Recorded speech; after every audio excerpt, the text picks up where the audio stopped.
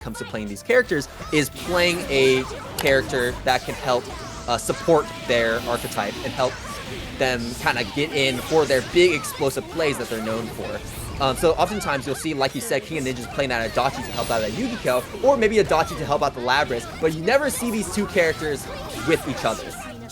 Very true. You mentioned it in a way. I like to think of them as complementary characters, which is often the case in a lot of tag games. You're trying to look for two characters that are going to complement each other and maybe fill in a couple of those weaknesses. We mentioned that there's not a lot of Labryses in this bracket. One of those reasons is because this character is pretty hard to get to work, especially with a partner in a comfortable fashion, I'd like to say. That being said, going incredibly well for King of Ninjas right now, able to keep them away, and that super is going to do not as much as I think they were hoping for. And this is a big cash out for Rodimus Prime. Going for the DHC to cash out. One character down. Not what we want to see here for King of Ninjas, especially because we hardly have any fire levels with Yukiko right now. And that's how we get our damage with this character. So only way to do is going to be the bit of fun. But you know, you can absolutely see it happen here. And that is exactly what we see. No, is that 9? No, it is 9. My wait, my screen is just really blurry right now. Oh, Lotad did so much, so quickly. Even if your that's screen wasn't blurry, if you blinked, you would have missed that. They right, exactly. So quickly. See, the thing is, I thought it was a 3 at first because I didn't want to like call it a 9. Because my screen was like blurry and my connection issues and all of that. But when I saw that health bar get deleted, I'm like, oh, yeah, that's fire level 9. But anyways, as you can see, we have some people in the chat already kind of going crazy about that damage that we saw right there. And that's how Yukiko operates. I like to use this one phrase to describe this character. She's the Roth IRA character. You invest in her early, and then she gives you massive dividends at the end of the game, and that's what we see right there. But it's all about getting to that point, and that's why when I said you need to have like the right complementary characters with Yukiko, because you need to buy her time to build up those fire levels and then be really explosive in that end game. I can't believe we're seeing Yukiko downplay in the year 2026. I mean, she's a different character at level 1 versus fire level 9. Those are two different characters. I mean, fire level 9. Exactly right. Fire level 9 might as well be one of the best characters in the game, but getting to that point is pretty darn difficult. Anyways, we have the Labrys in the forefront, kind of providing that support for Yukiko while she charges up those fire stalks in the back line as well. And another key point about Yukiko is that she does have access to healing, so it can kind of help stabilize certain matchups and certain health totals to make it so that even if you do get hit, it's not going to be as damaging as it would be normally. This is true. We are seeing King of Ninjas definitely take advantage of the bullying that Labrys can do with her normal moves. And man, she was able to bully her way all the way to a second win so quickly! Yeah, that's definitely going to be something that Rodimus Prime has to look out for in the second match. Gotta try not to get pressured into the corner so early. Yeah, really clean second game to King of Ninjas. So, like you said, we're on the set point. BBTAG being a first to 3 game, so there's a good amount of time to try and bring things back in your favor. But with 2 points on the board for King of Ninjas, it will be a little bit difficult here for Rodimus Prime. We will see if Rodimus decides to stick with these two characters with Rachel and Adachi, or if we're going to end up swapping to kind of counteract the Labrys and the Yukiko. But on paper, Rachel Adachi should be very, very good into these two characters that King of Ninjas is playing. I agree. On paper, it should work out very differently. However, King of Ninjas has rewritten the book quite a few times. I don't think we're in the same volume that we were whenever BBTAG initially started up. Like, Yukiko is no longer bottom 1. There's now 2 separate characters, 2 different versions of Yukiko. Very different things going on. It does look like they are locking in with the same team, though. I think once Rodimus is able to get things going with this Adachi, if they're able to just avalanche the momentum with Rachel, they'd be seeing a little bit of a different gameplay, but that ult is very dependent on King of Ninjas playing a bit more defensive, which they're going to have to try to get them to be that way. And I like that you're highlighting that King of Ninjas has to play defensive in order for Rodimus to actually really shine with these characters, because King of Ninjas is just pushing down on that gas, being as aggressive as possible, because you can't give a character like Rachel or a character like Adachi space, because once you do, it becomes a really big problem. But here we go. This is a very big problem here for Rodimus. Almost a happy birthday, but we'll take a little bit of damage on that Rachel, and instead trying to charge up there with the Labrys in front of the Rachel. Not going to work though. Yukiko going to help kind of break that Labrys out of the combo though. Yeah, I didn't know if you got it in that exchange all, but if you could snipe the Phoenix out of the air as well as Rodimus Prime was able to. They got their momentum back just for a second before King of Ninjas was able to shift it back, forcing Adachi into the corner. They gotta try to get them out of there. Oh, that could have been really bad. But now this is a very bad situation here for Rodimus Prime, as we did not block that overhead. That is going to be not quite it just yet, and we might be able to take this Labrys out here now, and unfortunately not able to fully get that combo off for that kill, and that Labrys is still kicking it. Rodimus is playing very carefully, being incredibly aware of all of these projectiles and long stray neutral hits that could potentially hit Rachel out.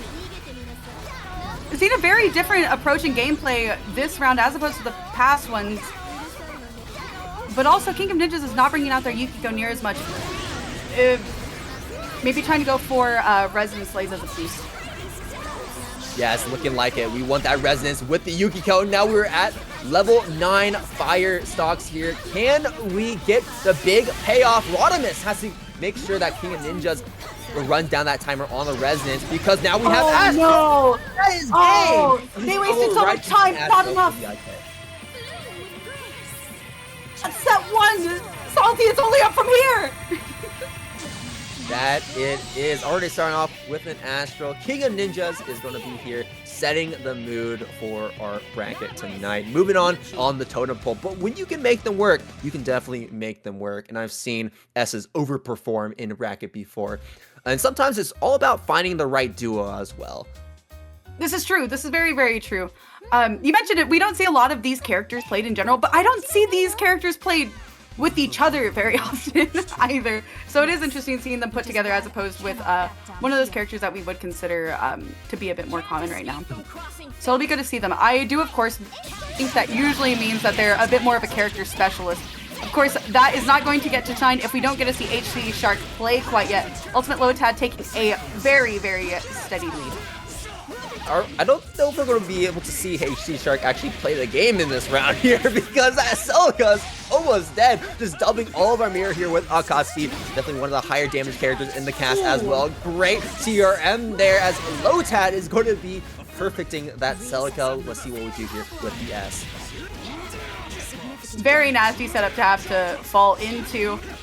And back to the corner for S. Definitely not where she wants to be. She's got really nice big normals, but she definitely needs that space in order to use that to her advantage.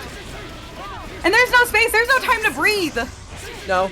And with 2 bars, I think that is just pretty much dead. Just pop the Akatsuki super, and that will be it. It seems as Lotad with a perfect is going to be maintaining those vibes that King of Ninjas set with that Astral previously. Looking really clean, and hopefully HD Shark can show us a little bit more of what their characters can do going here into game number 2. Yeah, absolutely have to look out for Lotad, because they were playing incredibly optimally for that team. Definitely don't want to get caught in the middle of that again. Just have to take what you learned from the first match and move forward, move forward.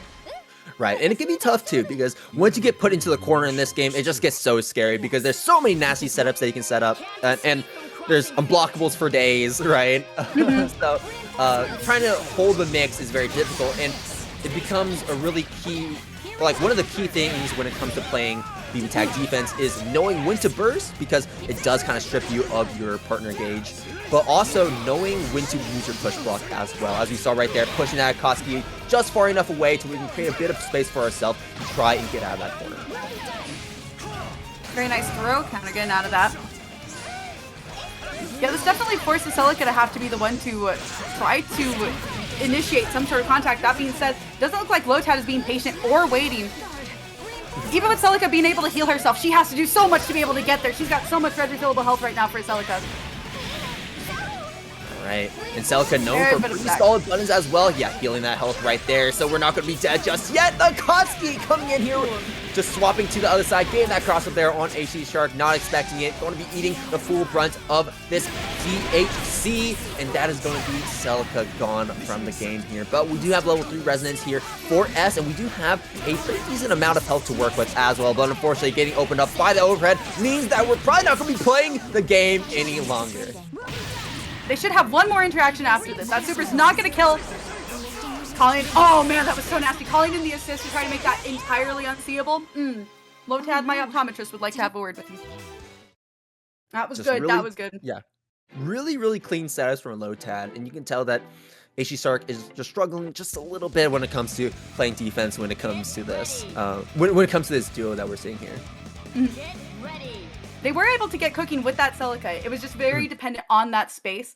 And Lotad, seemingly very aware of the spacing that they need to be able to really punish everything from S as well as Celica, was not letting them have it easily. That is going to be something that HC Shark is definitely going to have to switch up going into game 3. Which is why I cannot back down here. But you'll notice too that Celica does fare pretty well if we're choosing to kind of go with the Akatsuki against the Celica, because Celica has some very solid buttons, and Akatsuki does have that shorter reach, even if he is a solid character all around. Here we go, going to be holding the Tatsu assist, and good tech on that throw as well, cashing the Orie, but unfortunately not able to get a combo. DP will connect there with HC Shark, and HC Shark sent back to fullest range as that Orie just tops off on that health bar once again. Seen a little bit of closing in on space. I know this might look weird, everybody. This is BBTAG footsies, everyone.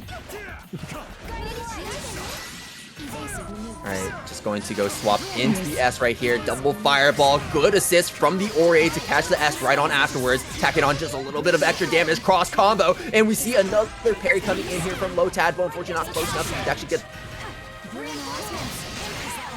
Yeah, incredible awareness just to go for the one, but not able to open up or punish HC Shark in that entire interaction. Nice catch to the aerial, but ultimately it does look like S is going to get sniped out of the sky. And that's looking volatile for a super healthy 7K. I mean, this entire time, Lotad is just setting the pace of this set. And you can tell that HC Shark is unable to really establish any sort of screen control on their own, and is instead reacting to what Lotad is doing. So Lotad controlling the pace, controlling where HC Shark ends up, and just efficiently cleaning up HC Shark with some really clean setups, really clean mix, really clean control. Yeah, like we mentioned in round 1, just very clean and very optimized. In round 1, we definitely got to see HC Shark was not able to how it will go. But good luck to everybody attending Frosty Fastings, and make sure you guys stay safe on your travels. Yep. But YOGAMEWIZARD not experimenting at all, just going with the duo that we know and love him for. It is the Adachi and Yumi, top 1 and top 2 respectively. Speaking of that conversation we had earlier about cornerstones, these characters are so well-rounded that they're kind of the cornerstone in every single duo, it feels like. Just incredibly strong characters. And that is going to definitely make it even harder for BXR to try and overcome, though we do have some pretty solid characters of our own. Yuzuriha, of course, is very good when you get her rolling. Unfortunately, we're not going to be seeing that happen as YOGAMEWIZARD pops that super to put that Yuzuriha into critical health. Oh! Yeah, getting Yuzi out of there in the nick of time, just barely. Very nice anti-air, taking advantage of Ruby's nice range on that side, man. And honestly, we've done a pretty good chunk of damage to this Adachi's health bar. Yeah, a decent chunk, but unfortunately not enough. BXR going to have that combo end, but the overhead connects still. The pushback does not put she back, and that is going to be it. YOGAMEWIZARD taking game number 1 over BXR here. A nasty setup, doing the push block, getting the Yumi, but not the Adachi that's able to move in and still get the 5C was tragic. I will say, if you are BXR, one matchup... Okay, there's the Susanoo coming out. There it is. But what you kind of want to see is the Adachi against the Ruby more often than you see the Ruby against the Yumi, because how Adachi likes to play in neutral, obviously, is with the Zeos, but when we're not pressing Zeo, a lot of our best pokes come from our Persona, 5B, for example, right? And that is something that can be very easily Persona broken, and Ruby has some very, very good mid-range buttons of her own that can kind of catch that button in its startup and prevent Adachi from really playing any semblance of neutral against this character. Absolutely, with those multi-hitting hits, like, she really is going to be able to capitalize quite a bit off of that. You're absolutely correct. Definitely something that YOGAMEWIZARD is going to have to keep in mind as they keep this pressure on. Yeah, but let's talk a little bit about Susanoo, right? Susanoo, one of the characters that also got introduced in the same patch that Adachi and Yumi came in as well with 2.0. And this is a very explosive character, a very strong character as well. But one of the things that Susanoo is going to struggle a little bit with is trying to get in against certain characters. And Adachi is one of those characters that does give him a very hard time. But we do have like a pretty good dash speed if we can get to that top speed. So we'll see if BXR is able to really do much with the Susanoo in the next game, because YOGAMEWIZARD was able to, just as efficiently as game number 1, clean up BXR here in game number 2. Yeah, definitely have to be careful of when you're bursting in, especially against a team like Adachi and Yumi. Like, in any other instance, you're still going to have to watch out. However, Adachi moves incredibly quick. You gotta be careful. Gotta be careful. That was unfortunately something that BXR got punished with. That was a huge in their plan. But here we go, game number 3. Let's see how it's going to turn out.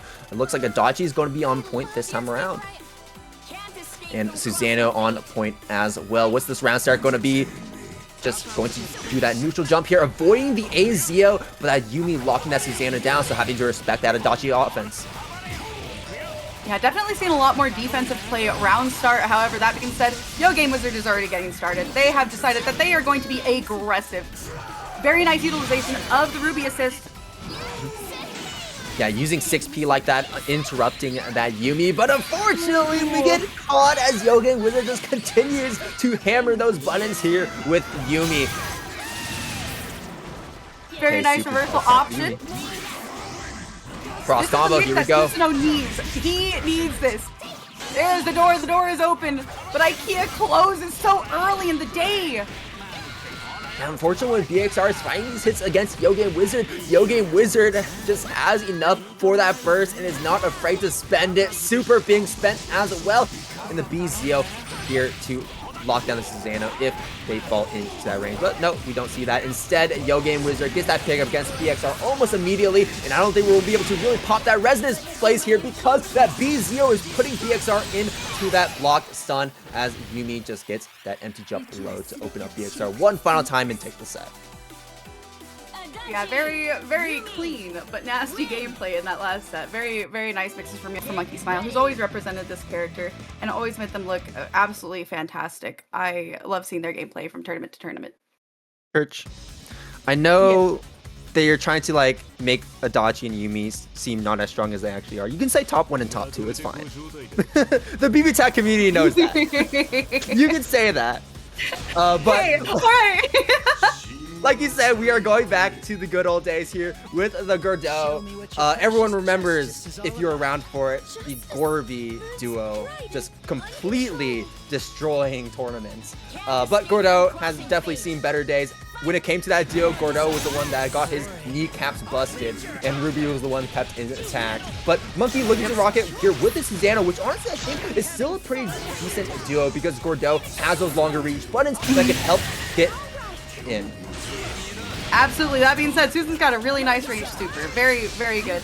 Ultimately, we did see King of Ninjas really get a lot of their health back last game.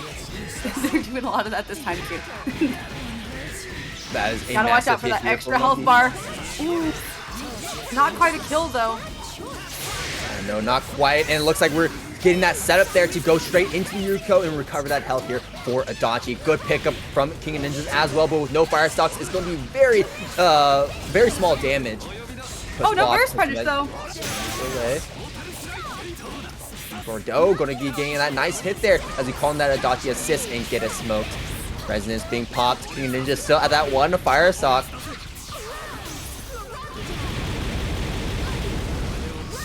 That might be a quarter, but that's a quarter into our savings account. Ooh, not able to get the anti-air. That does reach though, and that is a nice punish. Ultimately chipping a little way of King of Ninja's health bar, but not getting a lot done to it. What a nice start! What a way to get out of that combo as King of Ninjas completely turns the tables here on a monkey, as King of Ninjas is the one that has that quarter control and gets the overhead connection on a monkey, as King of Ninjas is not able to get the kill just yet, but with one more opening, King of Ninjas finds it, the Yukiko clutch, and that is going to be King of Ninjas taking that first point. That tight ranged overhead. I did not think they were going for an overhead. I thought they were going to go for a safe jump into a grab. I was not seeing overhead coming. I think I was with good old monkey smile on that one. Honestly, yeah. I'm kind of surprised by the confidence for King of Ninjas to continue pressing against the Susanoo, especially going for these jumping overheads as well, because Susanoo known for having an incredibly robust anti-air. It hits both sides, very big, very active, but also has access to a very large DP as well. So I'm surprised that even on Monkey's side that we weren't actually pressing that to kind of threaten King of Ninjas from trying to continue that offense. Yeah, definitely saw Yukiko with one fire meter putting in a lot of work. I do expect to see King of Ninjas try to get that meter up quite a bit higher this time. I feel like last time they utilized Yukiko quite a bit for her resources for healing, not so much for getting to actually play her up until the very end game. Great start here for King of Ninjas, and we're going to be going for that full combo. There it is, the 5C, getting the knockdown, calling in the Yukiko, and the Gordeau going to be coming in with the burst to save that Susanoo from further damage. There goes the Phoenix. Oh, not quite. No. There's level 9. And an almost full health bar. That's a whole new character. They just switched out. Look how much damage that one fire pill, that one hit on Susanoo did as Susanoo came in after that burst. That is insane. But it looks like that Adachi might be going down pretty soon here. We do have 2 bars, but unfortunately, that combo is not going to be getting a kill. This surely will, though. Yukiko now coming in with that level 2 resonance and with level 9 fire meter, but needs to play this perfectly if we want to stay alive. DHC would have guaranteed it, but we do not need it. Yeah, incredible confidence from King of Ninjas in that. Monkey Smile closing out very nicely. That was nice. I didn't see the Gordeau pop up until the very last hit. Get ready. Yeah, so this is basically free level 9 if you see it. If King of Ninjas ends their combo with the 2-1-4C where he's just stabbing the ground, that has enough. It's kind of locking the opponent in that place for just long enough to where you can just build up all your stocks for free, basically. Show me what your precious justice That's one of the biggest reasons why you stick with this character, and also because Adachi's just a very good character in general as well, right? But here we go, Adachi point and Susanoo point yet again. I like that jump back JB, a very good way to kind of play a keep away game with Adachi when you need to. Making that incredibly safe from King of Ninjas and sending out fire flames. There's the pillar. Oh, the happy birthday too. But without the resources to get Adachi back in there, they're gonna have to eat this one. That was a big persona break as well on the side of Monkey. And now what we're going to be getting that throw there on Yukiko, and there it is. That anti-air going to be guaranteeing that that burst gets punished here as we now attack that damage on to the Adachi. Baited a setup but didn't bite. Ooh, not looking good for Monkey right now. Very healthy happy birthday for King of Ninjas. There's level 9 fire meter. Level 9, but we gotta be careful. Oh no, they DP too early. We try to get a little cheeky there. Both players getting a little cheeky there. Still not enough to take out the Susanoo. We do have resonance, but King Ninja's not popping it just yet. Now we'll pop it as that Gordeau falls down. And nice anti-air from Monkey, but unfortunately not able to finish the combo. And King Ninja's still alive with almost 4 bars. Use that push block to get that Gordeau away, running in with the 2A mix here. Stagger pressure, finds a hit, but unfortunately not able to finish the combo. Azio connects, but we don't convert it into our super. Any one of these hits could be the last one. Monkey Smile running out of resonance level, hitting the aerial, going into the super, getting the cash out, and taking game 3, putting us at 2-1. I'm going to say this right now. I think if King of Ninjas did the jump back JB, we would have actually stopped Monkey from finding that hit right there. But man, coming down to the wire as Monkey takes it over King of Ninjas in that instance and now has 1 point over King of Ninjas and just needs to win 1 more to take the set. This is also a top 8 qualifier, so whoever wins this one goes into winners. Here we go, as it looks like we're going to be playing the same characters on point yet again. Yeah, definitely not going to see a switch up of team comps from Monkey Smile throughout this tournament, I don't think. But seeing King of Ninjas go through the different pockets that they have it's kind of cool. It's kind of like a refresher of how things have gone over here. Definitely seen them play some Yumi Yukiko.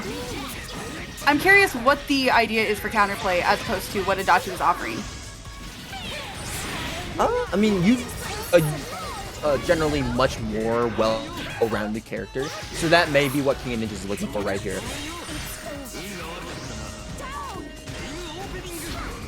Cornering Monkey Smile, but making their way out very efficiently.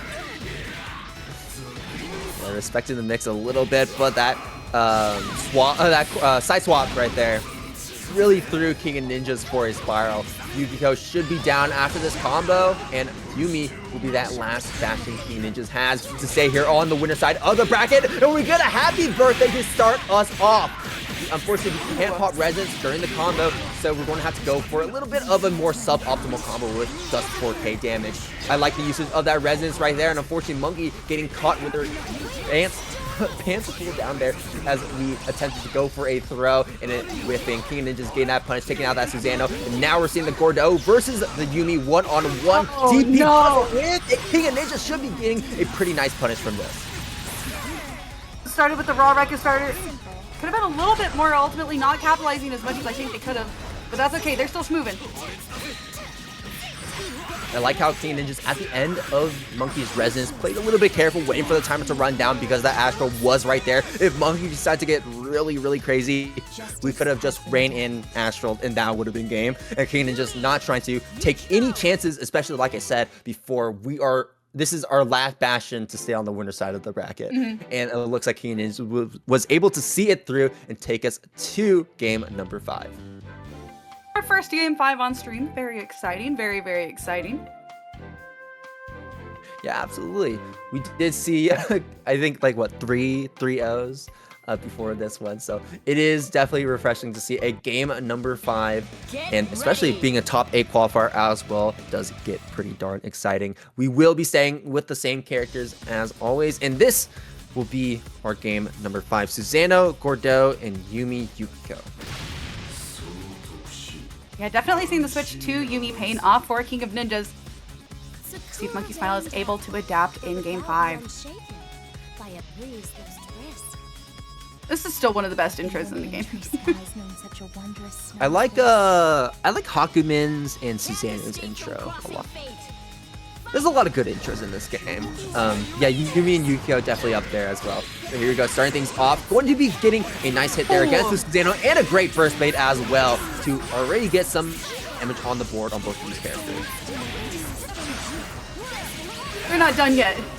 That might be an understatement. Damage on the board? No, that is 15k damage on the board. No. Yeah, getting the punish with Rekka really paying off dividends for King of Ninjas. And a nice anti-air to get started on that Susanoo's health bar as well in a very significant way. Oh no. Is this it? Church, is this it? No, there's going to be one more interaction after this one. One more. Otra vez. Okay. Yeah, this Susan is really going and swinging though. Not able to confirm off of the assist from Yukiko. What a nice anti-air from Susan. Yeah, you're seeing Monkey jump a lot as well because we're scared of that Yukiko assist. DP, putting Monkey into lethal range, and unfortunately, that will be it for Monkey. King of Ninjas, showing how strong level 9 fire really. Quite a few different names now. Right. Oh yeah, it was XX underscore Goo Babies underscore XX. That's what it was. That's what it was too. Class But work, here we go. class work. And they've got class combos. You guys are gonna see them too. No, they're not just creative in their usernames. They've got creative combos too. Actually, speaking of which, both of these teams are going to be oozing with style, my friends. Absolutely. We got the Neo oozing with a lot of style for sure, even though she doesn't really do as much damage as I would have liked. He does emotional damage. That's different. She does do emotional damage, right? Hey, the idea is that she mixes you up and gets a lot of hits, right? And here we go. Speaking of, Mahihkan Sky going to be opening us up with the first real combo of the game. Off to the races with that Neo and trying to mix up this Waldstein here. It is very exciting to see Mahihkan Sky going back to the names that, or the characters that I feel like we know them most notoriously for, as opposed to Strike Throw Ohtani, who has definitely switched things up quite a bit. I have seen them play this team in bracket, and they've done swimmingly with it as well, but definitely not seen it against the Susanoo Neo that we're seeing now. Who's Strike Throw Ohtani, Kurt? Isn't You're it right, Strike you're right. Throwhei Ohtani? You know, I'm just gonna stick with Strike. Alright, good opening there with the dive kick from Neo, getting some more damage there on Waldstein. But man, like, if we're only doing K per combo, how are you going to be shooting through the massive health pool that Waldstein has here? That's the real question. This is very, very true, especially if Neo is not there to be doing as much. Getting the coast-to-coast super and putting Mahihkan Sky in the corner. In that moment, you could tell that Ohtani was looking for an opportunity, was waiting for Mahihkan Sky to actually swap to that Susanoo because we're really itching to get off of that Neo. So really good patience there from Ohtani to wait for Mahihkan Sky and then punish that Susanoo all the way down. Ooh, smackdown with the overhead. And this is a nasty setup to be put into immediately as well. Right, using the clone to get in. Mahihkan Sky going to have to do all the work here with the Neo. Unfortunately, getting hit by that massive air button that Waldstein has available to him. And Ohtani might just be able to clean it up here. Yep, there it is with that final overhead, the reset. And Ohtani will be taking game number 1. You mentioned it earlier, but this team has a massive health pool with Waldstein on it. And it is going to take quite a few interactions for a Neo to be able to put a real dent into that health bar. Right. The main damage source will be through Susanoo, and that's probably part of the reason why Mahihkan Sky chose to go with this specific duo. I agree. I agree.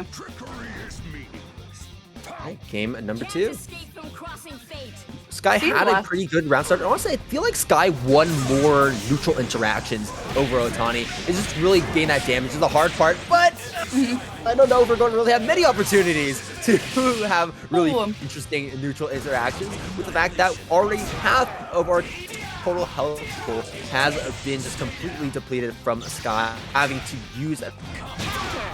Oh, that parry lasted forever. Mahihkan Sky is going to have to play very carefully with this Hakumen. Very nice take to the grab.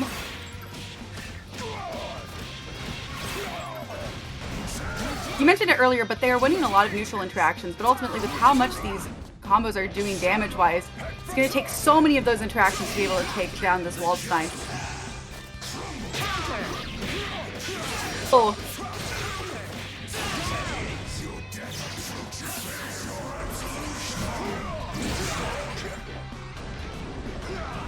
I thought he was gone. Okay. Mahihkan Sky roughly 1 hit away. This could potentially be it. Into the super. And that puts a second on the board for Strike Throwhei Ohtani. We're gonna get there. We're gonna get there. What'd I miss? I still can't pronounce his name, man. I just got like a massive lag spike that just interrupted the stream, probably because of the storm that I'm having.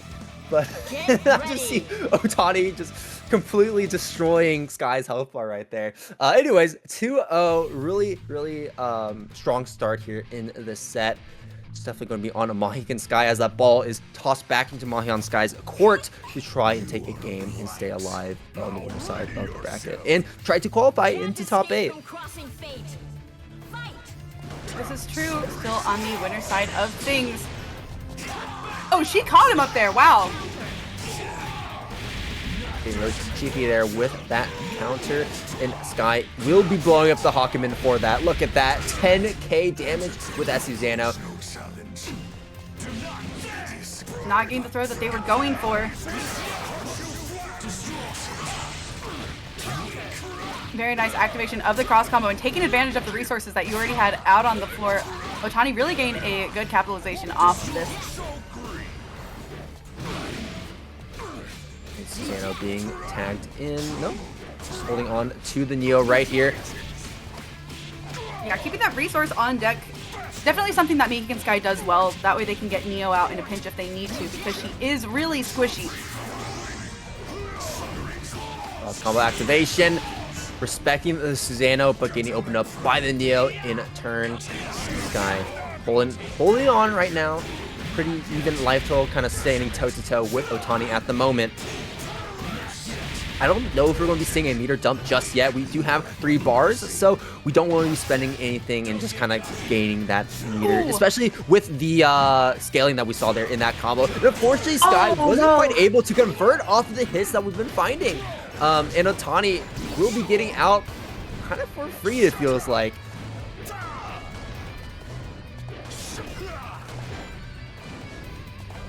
Yeah, definitely seen a bit more of a standstill. Nice overhead from Ohtani. And that's opening up quite a bit of that health bar for them. Neo is roughly 1 combo away from being out of this game. Definitely something that Sky's got to be careful of. This is going to be the end of her, isn't it? Yeah, that's the end of the Neo's run. Oh, no. Just getting body slammed by the Waldstein from the top ropes. And at the very least, here's the silver lining. You did get Ohtani to spend 4 bars for that DOC. That is true. Already setting up for the sandwich. They can block this mix.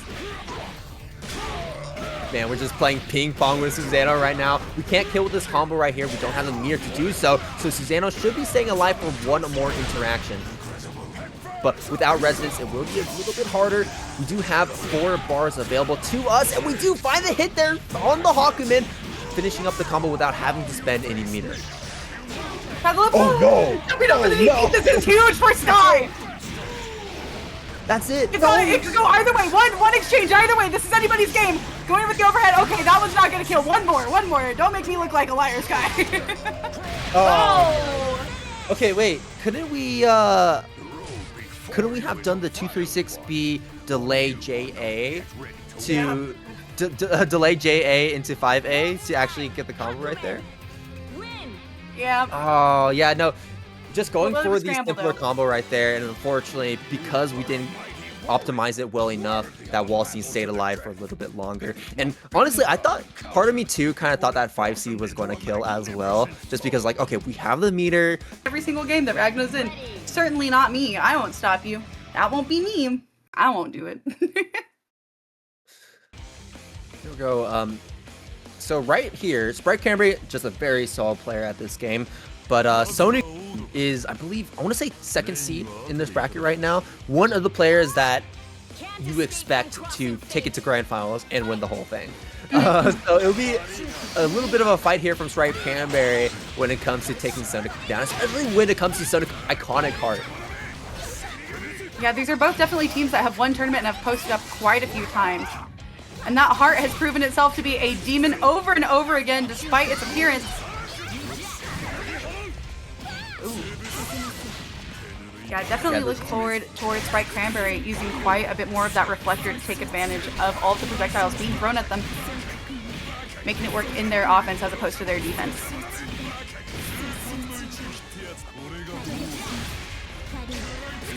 Push block with a Gustav, closing that distance yet again. This is the card that Scissors unfortunately messes up the timing, and Sprite Cranberry not able to take down that S, and that might be the nail in the coffin there, because now with S alive, we still have opportunities to open up Sprite Cranberry in so many more ways that Heart on her own can't do. Very true, very true. Taking advantage of both of the characters and the crimes that they can commit. Right. So, speaking of crimes, Sonikun can get some really, really crazy stuff going on with just Heart on her own, even if Heart got put in that solo situation. DP going to be stopping Sprite Cranberry's offense for just a little bit. S still kicking it there on the back lines, recovering a little bit of health as well soon.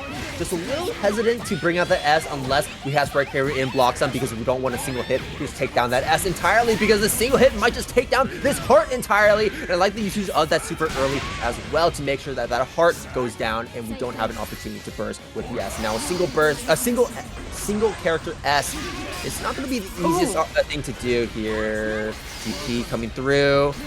Yeah, things pretty evened out. Believe it or not, these health bars are the same. Right. One good hit from Sprite Cranberry. It is over for Sonikun. Oh, unfortunately, we stood up. Just a second too early. No. We stood up into the fireball, and Sprite Cranberry goes down. There is no chip kills in this game, so theoretically, if you can block everything, you will never die. So Sprite Cranberry just kind of walked into it right there. If you block, you will never get hit. Can't escape from crossing fate. Such wisdom, such wisdom. Going for the sandwich. Very nice setup from Sonic. Sprite Cranberry already aware of it and forcing them into the corner. This is so much damage. The kneecaps, the legs, the shins. Okay, good timing from Sonic to pull in that Heart to keep that Heart safe. DP going through, blowing through Heart's offense for just a little bit. And here's the bread and butter we're going to be seeing from Sonic when it comes to Heart. If you do not know how this character works, she's going to be, her main offense and her main neutral tool is that homing dash. It presents a much more open play style that you wouldn't expect from other characters in the cast. And you can kind of build your own pressure sequences in that regard as well. Maybe we end the homing dash early to prevent. In Ansia, we saw that earlier on in a different neutral interaction. Very nice burst punish from Sprite Cranberry, going ahead and taking out the S from Sonic, leaving them with the solo Heart that is the staple of their team. But left to her own device is going to be quite a bit of a battle for her.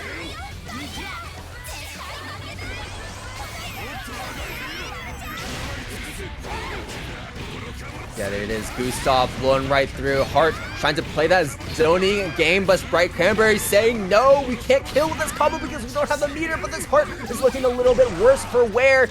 Great usage of that push block, though. Dive. An active switch, too. Sprite Cranberry making illusion after illusion. Call them Houdini, because I didn't know where they were either.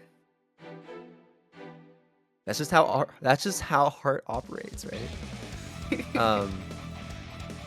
But yeah, Sprite Cranberry really dominating in the last bit of that game number 2. So we're gonna go into game number 3 of the set, looking like we're much more even than some people may have expected, especially when I said before, Sonic, one of the top seeds of this bracket, but Sprite Cranberry certainly no slouch, an absolute killer in both this game and CF. Just everything of Blazblue, Sprite Cranberry is fantastic at.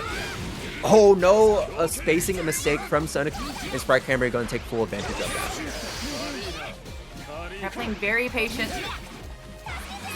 Going for the anti-air just a little bit too early. They keep getting caught in that same setup. Ragna going for the JB, but ultimately getting sniped by the S assist.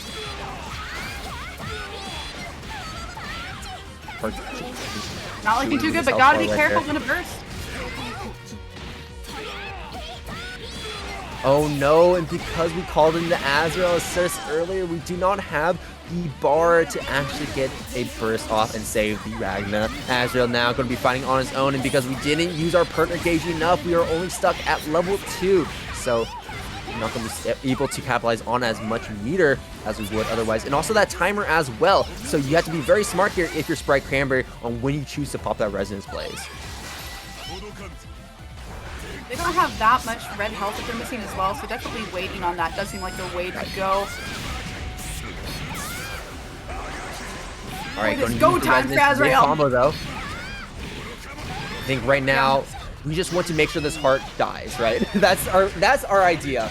Make sure the heart goes down and prevent any opportunity to spend a burst.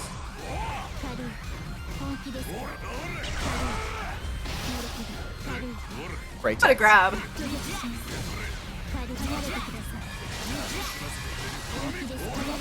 Yeah, there are those S aerials that you still really got to watch out for. Also push blocks from both these players, having to respect the crest. Sprite Cranberry finds their way in with a single hit, but unfortunately is caught by the double fireball into the super. It's still not enough to take Sprite Cranberry out, but come on, we gotta block these fireballs now. Let's not stand up into them like we did earlier. You simply can't get hit, but it's possible. It's very possible. There's an anti-air to go ahead and get started.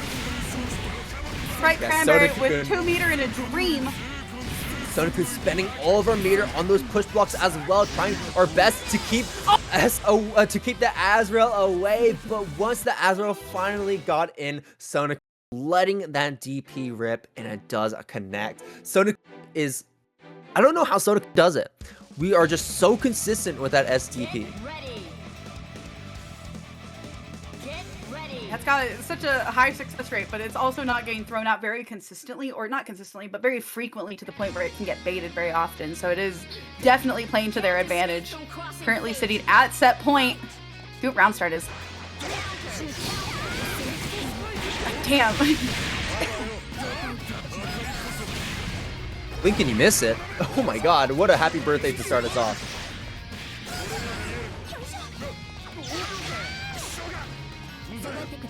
Not quite successful with the grab.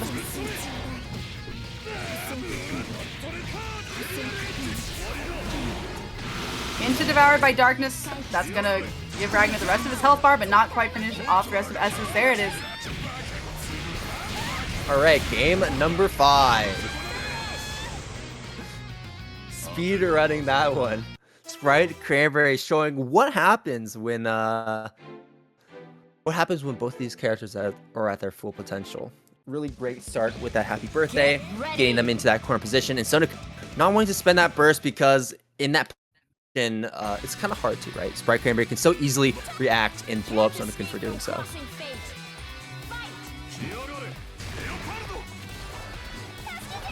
I'm stunned over the anti-air that turned into a happy birthday, so I'm still seething over that one.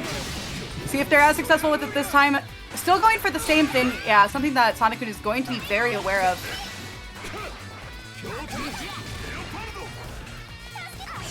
And no swap to the Azrael, just holding on with the Ragna right now. Yeah, using him for the assist. Oh, moving in with the low, very nice mix-up for things.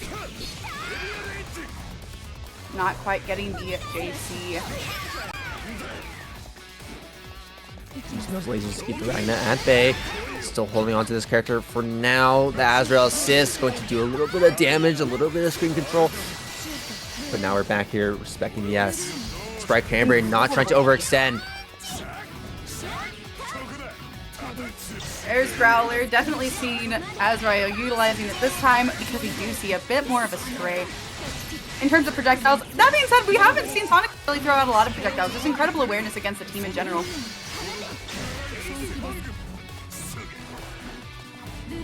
A bait on the sandwich mix.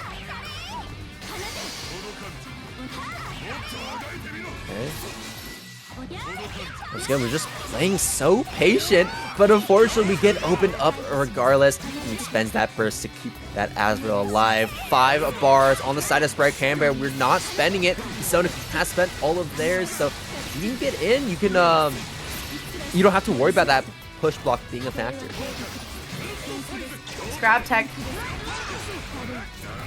Oh! So dangerous! That was so cool though!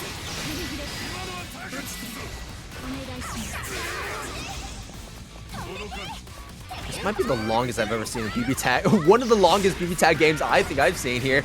They haven't even paused resonance. It hasn't even paused the timer yet. You're right. This is a long game. Right, doesn't care to die just yet. Sprite Cranberry doesn't have a lot of damage on the table, but just has been slowly taking it as we're slowly approaching a Sonic in a neutral, but you have to play by Heart's standards, and Heart will be dive bombing that Ragna to finally take that Ragna out of the game. And honestly, if Sonic wants to, we can play a little bit of a keep away game after Resonance to run down that timer and kind of force Bright Camry to make more rash decisions than we have been normally. They're whittling down that health bar by chip alone. Getting S out of there with the backside of that hit.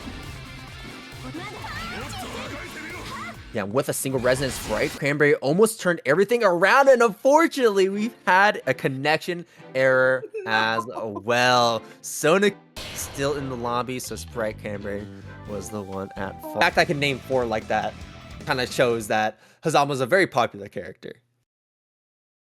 Yeah, especially off the top of your head. That is cool. What a headache. Bumba Chunga in the chat saying, I swear when Gex plays Hazama, his chains are unblockable. Perhaps we could concoct a low-effort way to defeat them. I feel like this has definitely been a character that we've seen pop up a little bit more frequently in terms of casuals. It's nice getting to see them pop up in a tournament. Like I said, I was not very familiar with Gex. I don't know if they had been playing quite a bit before last year, but it definitely looks like they have. So I'm curious what their background is.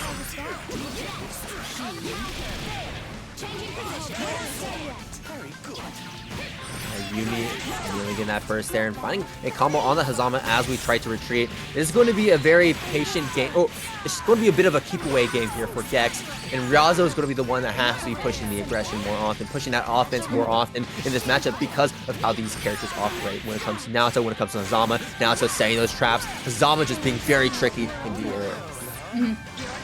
And Hazama playing very similarly to all his other counterparts. You kind of want to be playing lane for the most part until you find a single opportunity to just close that distance really quickly. So they were a box tag player. Ah, cool getting to see them in more brackets then. This is awesome.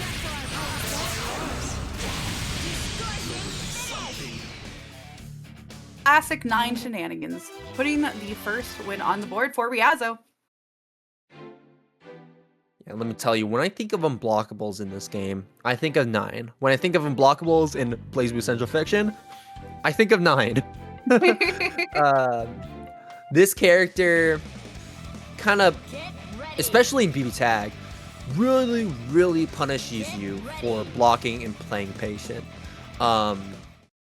So push block just becomes way more important, and the resonance popping in at the right time also becomes very important because we saw that before where in the previous game where Gex actually popped that resonance to avoid an unblockable setup.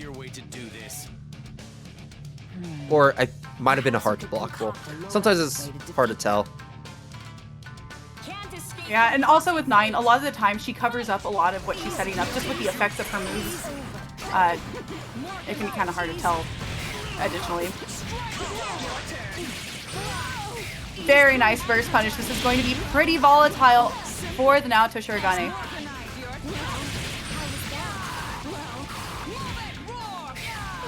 This is not looking good for Naoto. Right, I think Naoto's just out of the picture. I think, yeah, Naoto's that burst. But no, Gex just not wanting to save the Naoto there. Naoto now getting cremated by 9. As Hazama will be the last bastion with level 1 resonance. Very nice anti-air. Getting the combo off of it too, but ultimately not waiting for the burst to see if it was going to be coming in, and there is Yumi to contend with as well now. Playing a zoning game with these snakes. Yeah, that's exactly how you want to be playing this character until you find an opportunity to get in. Once you find a pot shot with the chain, that's when you move in and get a sizable combo off with this character. Very nice awareness from Ryazo. Not opting to activate the cross combo quite yet. That way they can bring in the 9 later. Keep things incredibly safe for them in that interaction.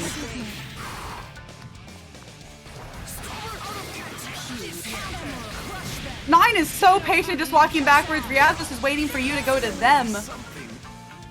Well, if you couldn't handle that. They ordered DoorDash and they know somebody's knocking on the door.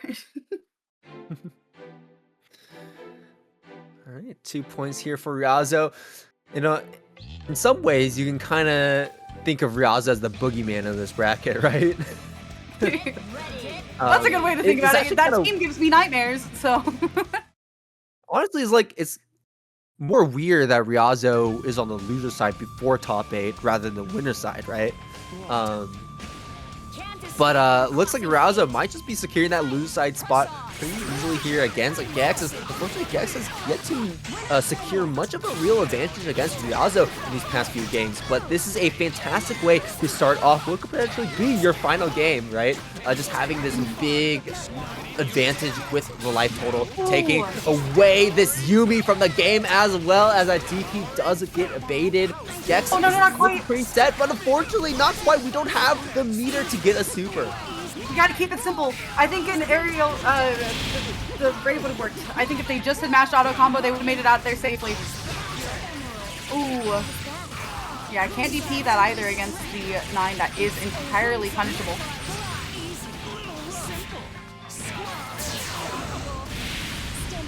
Yeah, if Gex was able to get that Yumi out of the picture immediately, that would have been a game changer, but no, instead we are maintaining the status quo. Hazama still alive and kicking just enough to get that burst off and save the Naoto, but the Hazama finally going down. Naoto having to hold it on her own. Reflector up, trying to block these projectiles, and Gex now just set up their home, set up their fort with those traps, but unfortunately we decided that we want to close that distance, and Ryazo punishing Gex for doing so. Ultimately, you do have to play patient in that situation, especially if you set up that many traps with Naoto. Ryazo cashing it out and taking that one 3-0. Right. Yeah, seeing both players go ahead and start off with their main. We have seen this one before, but I'm ready for a few, right? Absolutely. The average big 8 grand finals, says Tony. Justice is all about. Justice burns bright and uncontrolled. Yeah, sticking with the 2 characters that we are best known for on both sides, Adachi, Yukiko, and Heart S. Heart on point, Adachi on point. Round start, jump back with Adachi, calling in the Yukiko assist and trying to rip off a little some Azios in here as well. We see that laser from Sonikun coming as well to attempt to check, but unfortunately to no avail. Yeah, Sonikun pushing through, giving King of Ninjas the exact space that they needed to go ahead and get something started with Yukiko. Yeah, already charged up to fire, level 3, and she's on the back burner, getting some of that health back. I believe up to this point, King of Ninjas has just been doing a really good job of trying to get Yukiko's health back, making sure that they have all of their resources before moving in to do something potentially a little dangerous.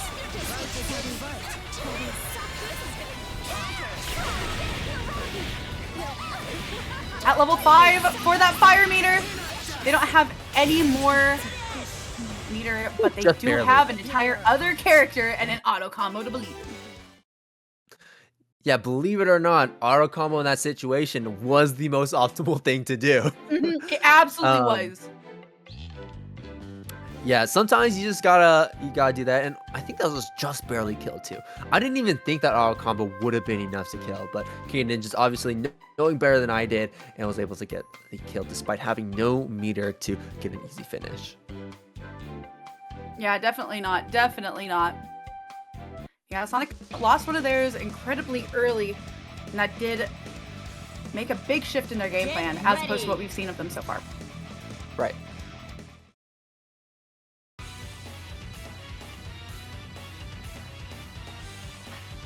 Let's see how I'm interested to see how Game 2 is going to go. If we're going to go for the same round start, a lot of times we see King of Ninjas go for the more passive round start with Adachi, just the jump back, call the persona, call the Yukiko assist, maybe some Azios, Bzios here and there. But it's definitely a 5A starter. Very nice throw tech, and there's the Zio. Yeah, King of Ninja's doing a really good job of utilizing the Zio lasers to try to keep Sonic away. And especially locked down. Keeping that team from being able to fly in the air is a huge deal, especially with Heart, I know.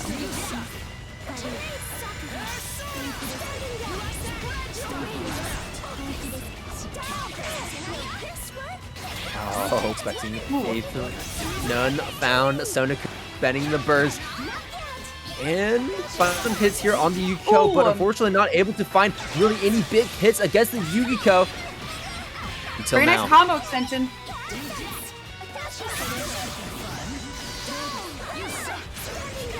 And keeping Adachi. Yeah, switching to him does seem like the best way to go. Oh, never mind. King of Ninjas is gambling. They have no meter, but they do have level 9 fire with Go in backbreaker. If she gets to survive and use it.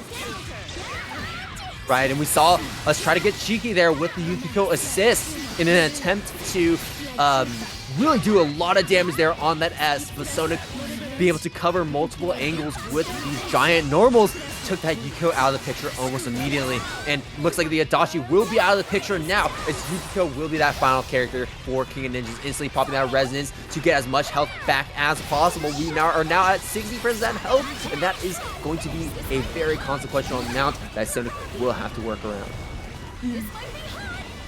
Yeah, even with the ability to be able to fill up their own meter, it is going to be a little bit of gamble to try to do that, as that is their DP motion.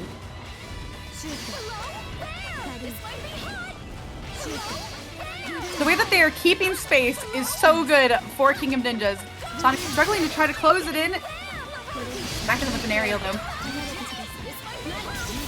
Just covering multiple angles with these fans. I especially like the usage of the aerial fans as well, hitting so at a pretty annoying angle there as it goes downward. And unfortunately, trying to go for the anti-air fans, had the right idea, but not close enough.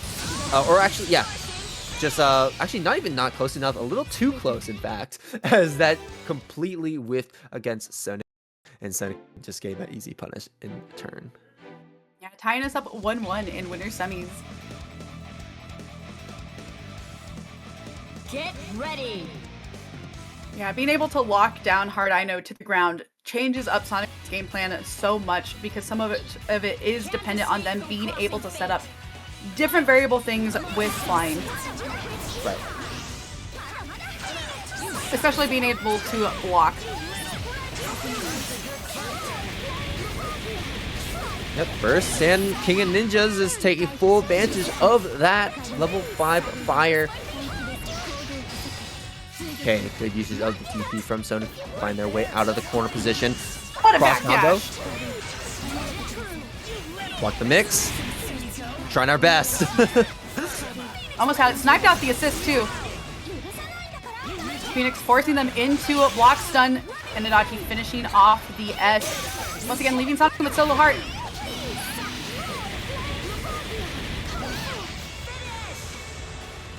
We like style in these parts. I think that so easily could have been a super, but no. You don't get to use all the fire though. Yeah. That's another game going to King of Ninjas. Sonic now down 1 game. We can absolutely make a comeback at this point. But we'll see. We'll have to see some adaptations on Sonic's side, as King of Ninjas is now the one in the lead. Indeed. Yeah, I'm just always impressed by this Yukiko. And I'm honestly, like, with how King of Ninjas plays this character, I'm always surprised when people mention, like, oh, this character is bottom 1. Like, maybe on her own, but you can't view tag characters in a vacuum, right? Yeah, I specifically have been struggling with putting Yukiko on a tier list for a while, because her at level 1 versus her at level 9 is so dramatically different. It really does up the ability of what she has in her kit, what she's got able to do. Just because she's able to keep things so much simpler. So many things that normally wouldn't be volatile, all of a sudden are life or death. Right. Very good gambling mechanic. Yeah, and we just completely shred through that Heart's life bar. We're going to be shredding through S's life bar as well here. Especially now that we're getting that quarter combo. One more no meter dumped in there, but so much damage done. Good block on the Adachi, but unfortunately not able to get out of that corner and having to eat yet another mix between this Yukiko and this Adachi.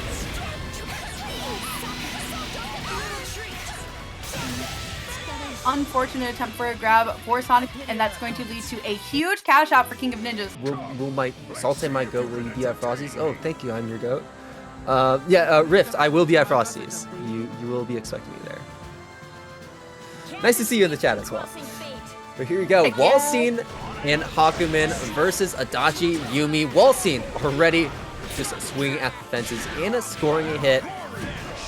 Good start here. Way to Adachi. Dominant. Very nice throw. Good patience from YOGAMEWIZARD right at the beginning. I think maybe they were double checking to see if maybe Strike Throwhei Ohtani had the resources to be able to burst. Not quite though, and that is a nice cash out to that Waldstein. We mentioned it earlier, but they have a big health pool to try to take out. And this is definitely going to be a team that can maybe shred it like Colby Jack if they play their cards right. Cosmico, don't remind me. But yeah, Yumi and Adachi known for hitting really high damage numbers. But unfortunately, speaking of high damage numbers, Ohtani might be getting his high damage numbers here with that Hakumen. Unfortunately, not cashing any meter in here on that combo, but still though.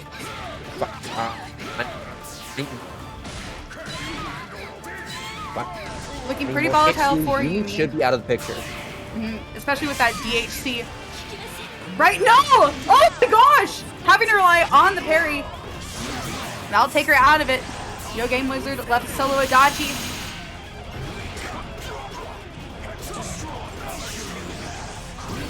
Incredibly safe on that. Ooh. Not able to get full conversion off of that.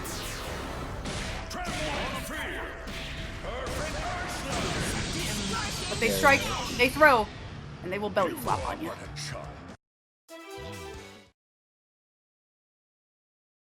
Alright. Strike Throwhei Ohtani winning with some strikes and some throws. That's for sure. Alright. Next game on the board here. Will we make it a home run? Will it be a 3-0? That is the question. YOGAMEWIZARD now having to figure out how we're going to be adapting in this matchup. And this is another matchup that on a paper, it should be very good for YOGAMEWIZARD. But Waldstein just being a very big character, having very big buttons, kind of plays with your idea of how grapplers should play. And we also have some pretty decent tools here with Hakumen. Not only do we have some big buttons, but our big buttons can also potentially create, or can cut projectiles to create big kind of walls on the screen that YOGAMEWIZARD will have to find a way to work around. But we've yet to see any of those actually be a factor just yet. Yeah, not quite just yet. Ooh, very nice first timing. And a nice reversal from YOGAMEWIZARD. Taking things back up and putting the momentum back in their favor. That puts both of Strike Throw's characters at half health. Ohtani really just didn't want to block the BZO. Like, we just wanted to belly flop by any means necessary. And we just ran right into it. Now we're in this really sticky situation where YOGAMEWIZARD is just spending all the resources. Yeah, absolutely spending every single resource. I don't even think they needed to use that one little bit of meter there at the end. I think that would have killed.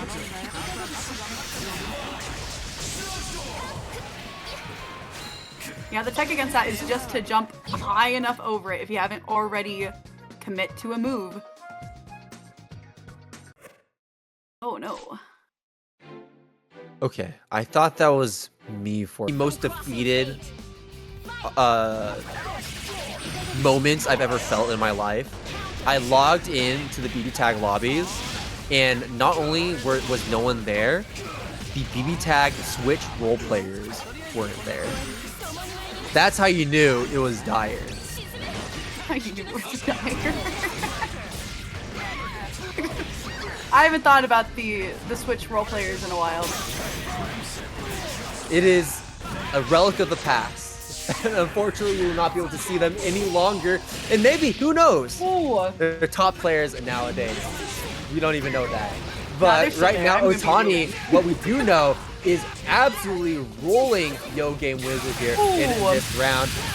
However, Yumi with that super is getting a great opportunity to escape this corner. This won't be enough to kill. No, the scaling is a little too much because of the DHC. But Hakumen did get enough damage on that Adachi Yumi to where even if the Hakumen did go down, I feel like we're feeling pretty comfortable. Yeah, keeping that assist. Yeah, once again, using it to open up the Waldstein to neutral. This isn't going to kill either. But it's going to leave Waldstein very close. Right, and no! Oh my gosh! Zio, what are you doing? Zioing like that? The wall, his super! It's going to make your health bar fall! That's crazy! What are we thinking? No, why are you doing it when the Waldstein is airborne? That does put us at 2-1. Ohtani's favor currently.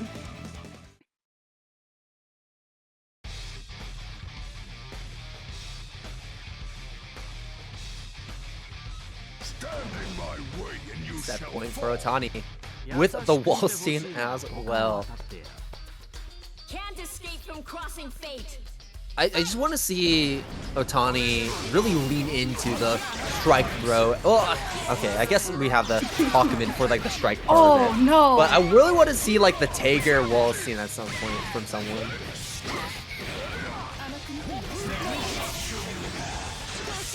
New setup. They got the sauce. Okay, solid throw there from YOGAMEWIZARD.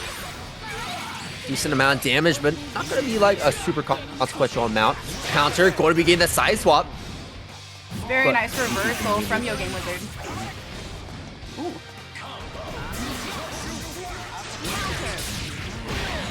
Oh my god, no. Oh. Happy birthday, but unfortunately Yumi drops out of the combo. Unfortunately for Ohtani, that is. For YOGAMEWIZARD, we are absolutely devastated, I'm sure. Adachi going down, and now we are just in the trenches.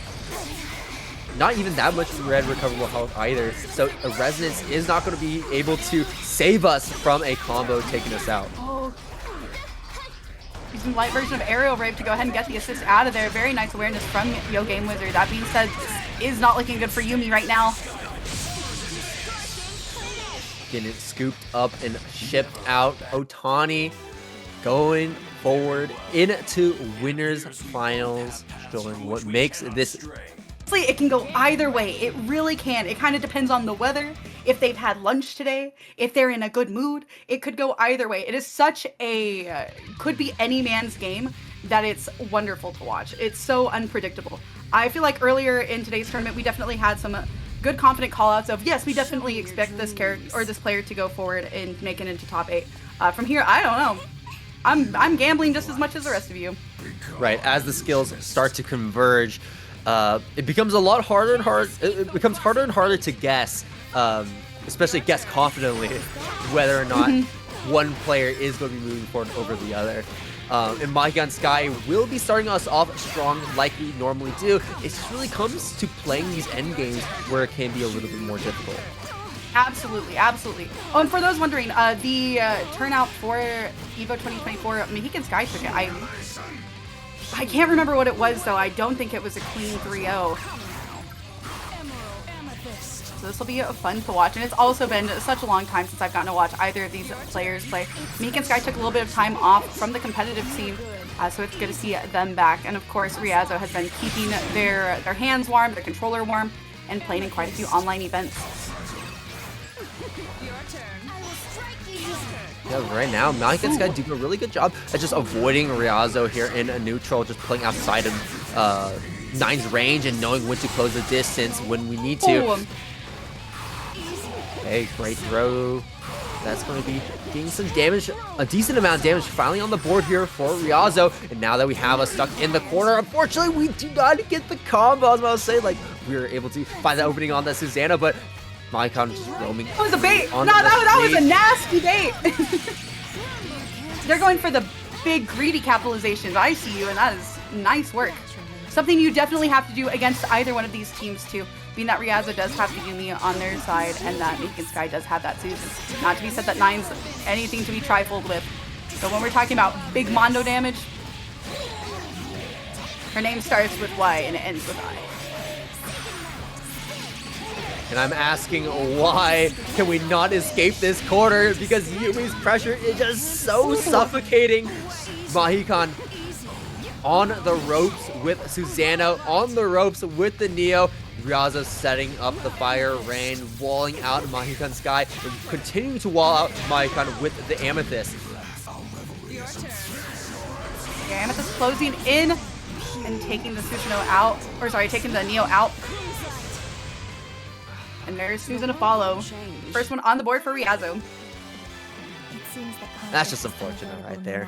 We were able to score a hit on the 9, but any trade was favorable for Ryazo, especially when you trade with the Yumi assist like that. But like I was saying before, this is how it just kind of goes, right? Like Mahihkan gets a strong start, but it's about seeing it through to the end where it becomes a little bit more difficult. Once Ryazo starts to build up more mirror, more resources to spend, and then we can just neutral skip just so easily. And unfortunately for Neo, if you choose to switch into Susanoo, Neo doesn't really have the best assists. And because of that, it can be hard closing that distance against a zoner like 9 and a very versatile character like you. Ooh. Mahihkan Sky going for the hit and getting caught by the assist from Ryazo. You mentioned it earlier, they need to keep that momentum up. This is really a good time for them as Ryazo doesn't have the opportunity to be able to take the 9 out of the game just yet. Setting up the sandwich and going for a bait. Very nice setup. Okay, we could potentially take the 9 out of the game right here if we don't drop the combo and we spend the meter. Spending the meter was the really key part there too. And Sky just choosing to spend 1 bar didn't kind of got a little bit greedy there, but it looks like it was a good idea that it paid off right there. So we were able to hold on to a little bit of meter. Susanoo staying alive as well as Ryazo couldn't quite finish them off, but the burst will be a little bit dicey. Very DP whiff, but everything turned out okay for Ryazo. They are in the corner, making their way out, and Mahihkan Sky does have quite a bit of resources on deck. But your most important resource is your health, and Neo is out of there, leaving Mahihkan Sky with only Susanoo. Susanoo with level 4 resistance, however, I feel like you completely disregarded that aspect of this situation, especially because we have Azrael as well. Off of that throw, Mahihkan guarantees the win.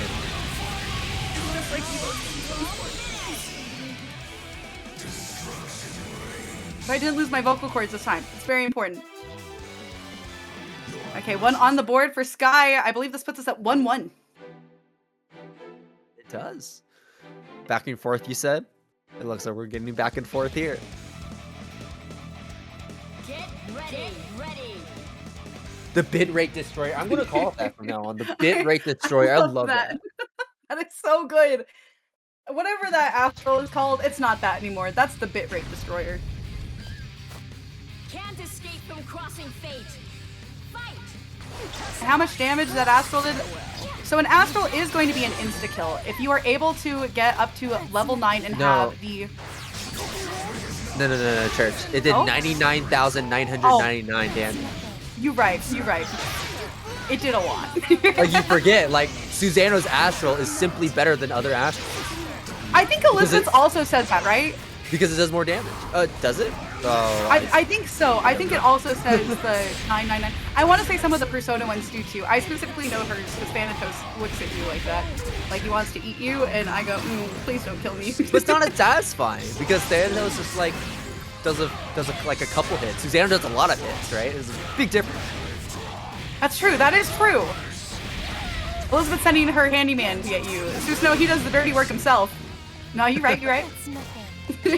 And you can kind of think of Susanoo as Neo's handyman right here, as Susanoo was just cleaning up that health bar on the side of 9 and Yumi. Yumi recovering a little bit of health right there as well, but unfortunately Mahihkan won't be touching that Yumi for a little bit, as 9 is holding the front.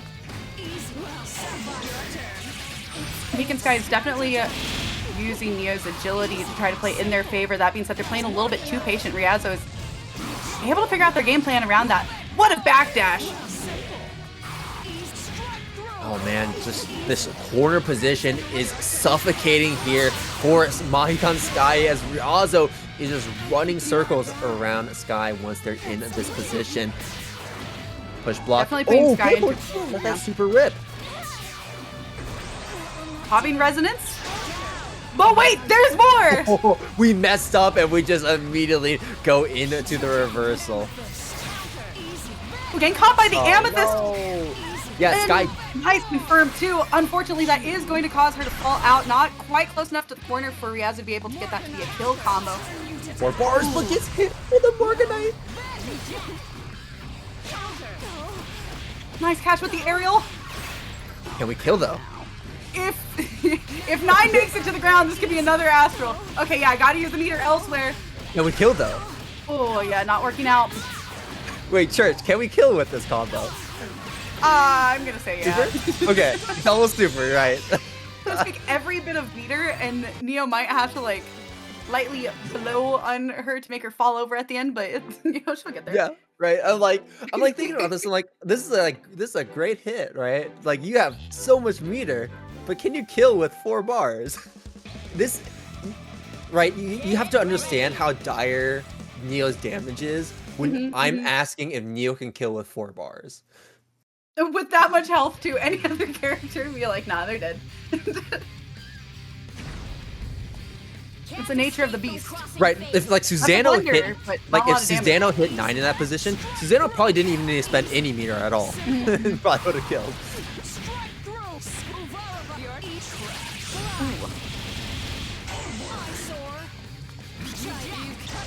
Yeah, that's rough. Neo already being put into critical threat health right now, and Ryazo yet to be touched. Now we are going to be seeing that suffocating corner position yet again.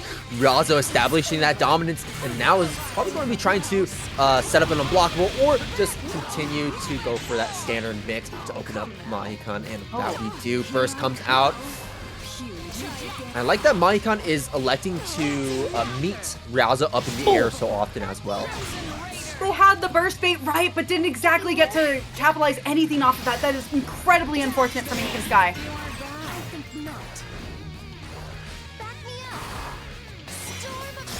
Outside these ranges, I like that we waited for the projectile from the Yumi before we chose to pop the Susanoo 6P, and we get the happy birthday! Can we take out the 9? If we swap into the Susanoo, yeah, cross combo into the Susanoo, there it is. Susanoo super, and that will be it for the 9. Can we kill the Yumi though? THC, does that kill? It does! A cross finish. You go buy yourself a dinner with that. You can go get yourself a triple dipper. Yeah, go. Sometimes it's like half of a Happy Meal, something like that. Yeah, y'all upgraded. Big meal for dinner. Okay, but so we're getting right into the swing of things. Monkey swapping from the Susanoo from earlier to the Narukami instead. Honestly, it's kind of weird. You don't see Narukami as often as you think you would, with how people usually regard Narukami as one of the best characters in the game. But we'll see if Monkey is able to show why Narukami can be so strong. Because right now, Sprite Cranberry is just absolutely running over Monkey with his offense from just Ragna alone, it seems like. Yeah, this is definitely a team that would have been seen quite a bit whenever the game initially released. But like you mentioned, we don't really see a lot of Yu Narakamis actually. This is definitely the first Yu Narakami we've seen in today's bracket.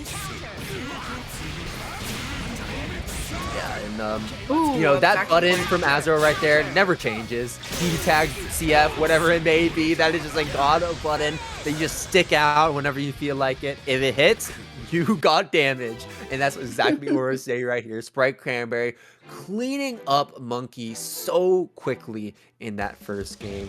But as swingy as these characters can be, we can also potentially see a little bit of the ladder where Monkey might be the one taking it over Sprite Cranberry without really any much fighting back. Here we go. We'll see how things go, because Sprite Cranberry, if we choose to spend all of our resources on offense, we're not going to have those resources on defense to spend.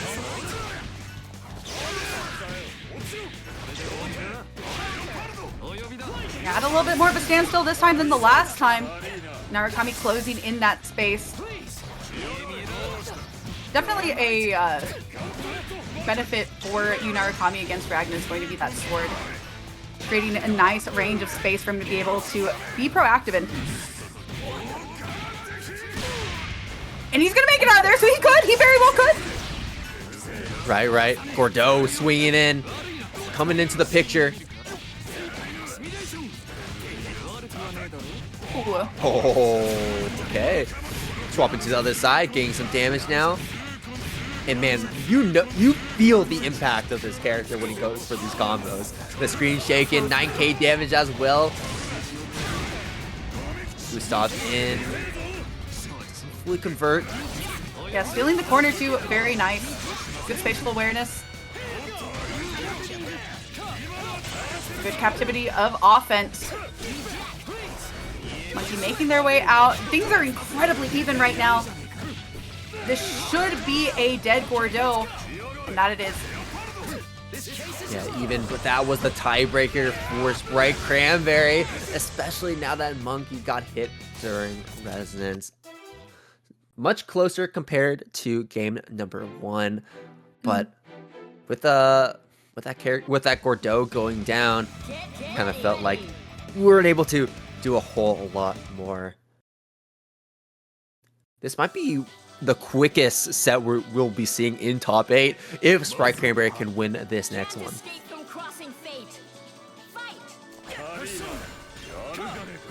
Yeah, incredibly true. The pacing of the first one versus the second was dramatically different. Like you mentioned, the last one was a lot closer. Monkey able to make those adaptations, still believing in this counter pick. Fantastic checks from Sprite Cranberry. I love how, as Ragna, we're weaving in some 5-8s for a little bit of strike throw, a little bit of stagger pressure to catch these assists for Monkey. And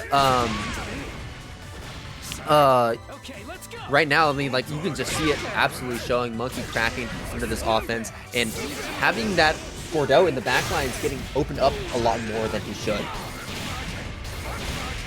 Ooh.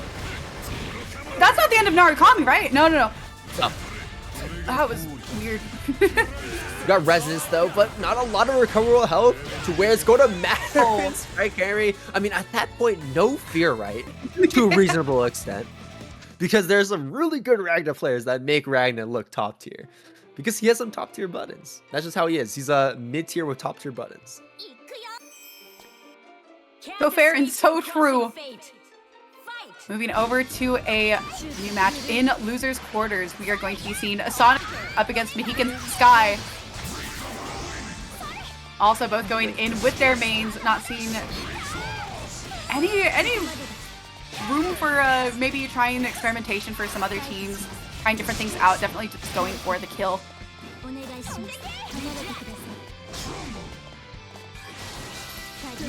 Just keeping the Neo at bay with these crests. But the way Mahihkan is kind of pacing neutral right now, is just avoiding these crests without having to make major changes to how we're playing and moving in neutral.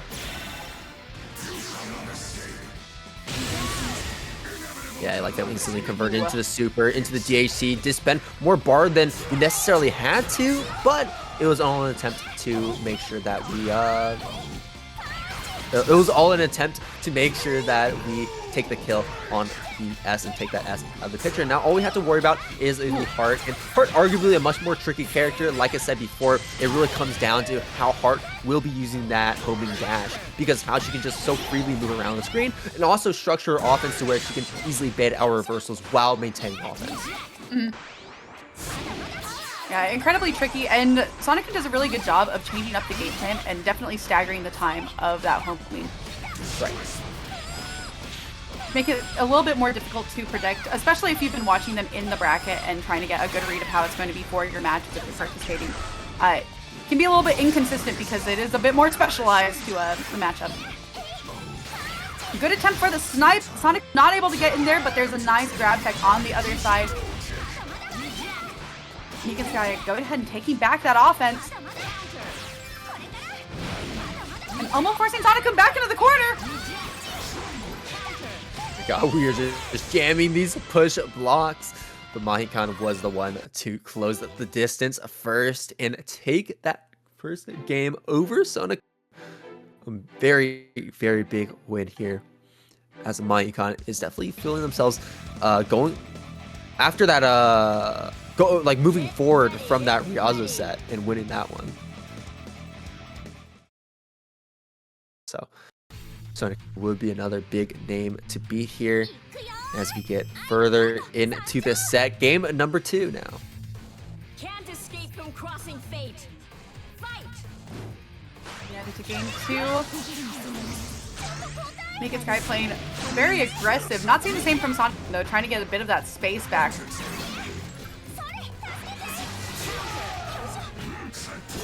Seems like Mahihkan's guy is playing quite a bit more reactional this time as opposed to the first set.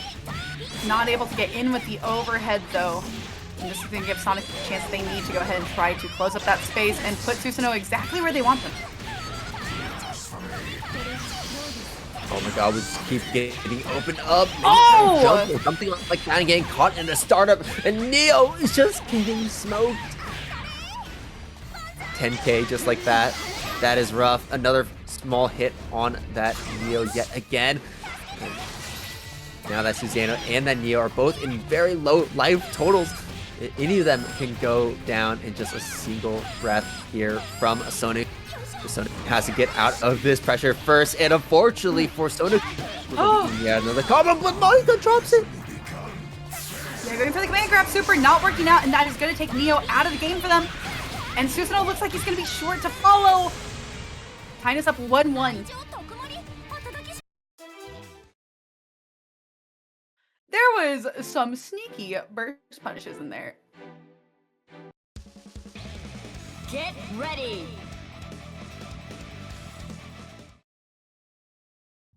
Yeah, once you add burst punishes to your gameplay in Blazblue Crossfire Battle, it really does make a big difference in how much damage you're going to see yourself stacking onto your opponent's character. So it's something that you're going to see a lot of high-level Blazblue Crossfire Battle players utilize. Sometimes it can be a little bit easier to try to figure out where they're going to be going for those baits. But with Hard, I know it can be a little bit less predictable because she looks like she's there and then the next thing you know, she's moving backwards. Well, one of the things too is that burst is actually reactable in this game as well.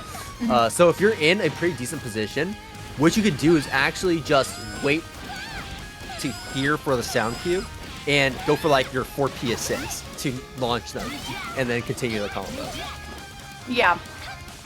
In terms of the burst punishes for Blazblue Crossfire Battle, there's often a common misconception with newer players when they're learning that mechanic that it's going to be immediate. But you mentioned it that it is a reaction. It's not necessarily something you can premeditate, or if you are premeditating, you can't do it the second that you're having that premeditation. You do have to wait, exactly like you said, to get that. So there is a good level of patience in play for that.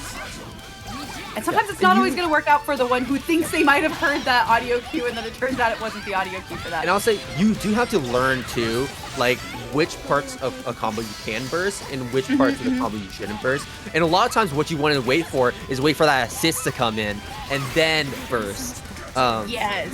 Because now they don't have that assist, and if they want to go for a burst bait, they have to hard commit into a super, which obviously you can't just commit into a super at any point in the combo.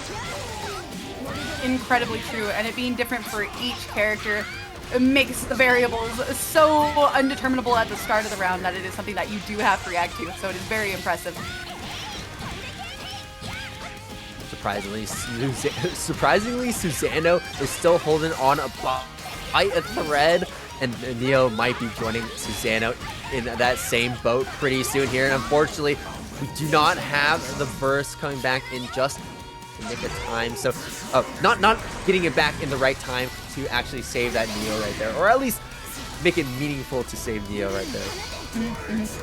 And you much rather see Susanoo with this level 5 resonance, but the question is, can we take or get any substantial amount of damage here on this S? I think we might with that anti-air. Waiting for a burst? No, just going to pop the super. And in that moment, if we chose to spend that burst, we would have also gotten caught by that super, but probably would have kept the S alive. Nice grab tech. Things looking pretty even right now. Hakumen holding on to that level 4 resonance though while they have it. Using all of that meter for push block though, so they haven't been able to use it on anything else. But the trade is going to do it and put another one on the board for Sonic, giving them set point 2-1. Yeah, and Mahihkan is trying their best to meet Heart up in the air, to challenge Heart when they're using these homing dashes with an option like JB, just a very big sweeping air button. But the problem is it's just so easy for Heart to win these type of interactions with how freeform her movement can be with the homing dashes, and also the fact that like a simple trade like that too was definitely very likely. You don't really have the reach with a button like JB. It's very big, but it's not a Ragna. I think in this game is JB or JC. I forget exactly what it is in this game, but it's not a big Ragna button in the air that you would see him kind of just toss out randomly. Yeah. Very, very true. Very true. Nice corner carry for Sonic. Oh, but Susanoo's making their way out of it. Not exactly a true combo. This is going on a little bit of the same here as we saw in game number 1. Ooh. Reversal does connect with the S, but not the Heart. And with Solo Neo, things are looking extremely dire. We have to be playing out of our mind to take a win. And unfortunately, that is just very, very hard to just, especially in a first to 3 game like Blazblue Cross-Tag Battle. You're going to have to be adapting a lot more than maybe what you're used to. But hey, sometimes if it continues to work, keep doing it. It's so true. If the proof is in the pudding, you eat the pudding. What a happy birthday. This, oh no, Adachi made his way out. Surprisingly too. But yeah, that's the real killer right there. Ragna being decent into Adachi for very similar reasons why Ruby, like I said before, was good against Adachi, because we have fantastic buttons like 5B right there that can just blow up maybe Zio trying to get set up, or just Adachi trying to press in neutral with an option like 5B. Yeah, keeping the momentum up. Sprite Cranberry is out of some resources. Being patient though. Patience goes so far in BBTAG. What a nice active switch. I thought these were also still Azrael. Ooh, what a pickup there on the Yumi. Rocking the super as well. DHC spending all of our bar. Yumi now out of the picture. Adachi, the last one left. Not up the resonance immediately just yet. Trying to get a little bit of some block stun, a little bit of some block pressure started, or pressure on block started here. But didn't really lock down Sprite Cranberry enough, especially when we took to the air like that, and without any way to back yourself up with, say, a Yumi assist, right? Without something to back you up on the ground to keep Azrael blocking, to keep Azrael honest. In that instance, it just really came down to those reactions from Azrael to just say, hey, like, hey, I can just anti-air you for doing that. Yeah, and that they did. That anti-air was very clean, and the follow-up was as well, going ahead and straight for the commit, working out incredibly well for Sprite Cranberry. Oh, very nice slow. A good pickup for YOGAMEWIZARD off of Yumi's low. What a good fake out as well. Nice cross up. The blender has been turned on and the power's on high. Absolutely, and Sprite Cranberry is trying by any means necessary to keep Azrael kicking, but now the Ragna may be the next one to kick the bucket instead. BZO locking down this Ragna. You have to hold this pressure, especially when we don't have much mirror to spend on push block either. Ragna now out of the picture. Azrael coming in. No resist, no recoverable health, nothing we can do after we get opened up, and that cross combo finishes things off, quickly evening up the set count. I blinked. I blinked once. I blinked once and it was over. Get ready. And blink again and maybe it's going to be over in just a minute as well with this one. The game was over by the time I made it through Sprite Cranberry's username. 145829103. It was done. There you go. Hey, if it was Sprite Cranberry 145829102, he would have won right there. You're right, you're right. Maybe even 101, you know? Oh yeah, 101. 101 would easily finish it Yeah. off, but 100? Nah, 100 sucks.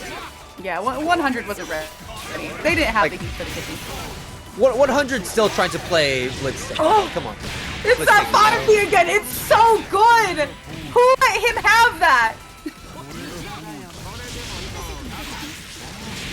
Okay, AC does get a really nice pickup against the Azrael, however, to stop the momentum that Sprite Cranberry started off this game with.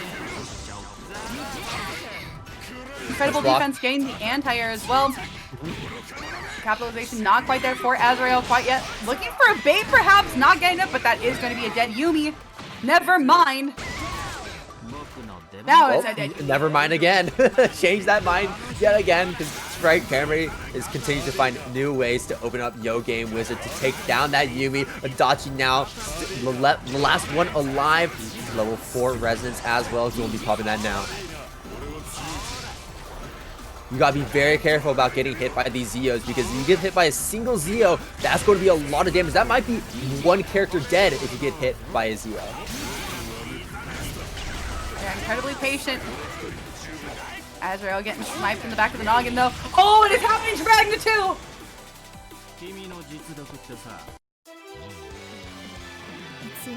Game of all time. Now YOGAMEWIZARD bringing things back into his court. 1 point in the favor of YOGAMEWIZARD, and now we're on a set point as well. Here we go.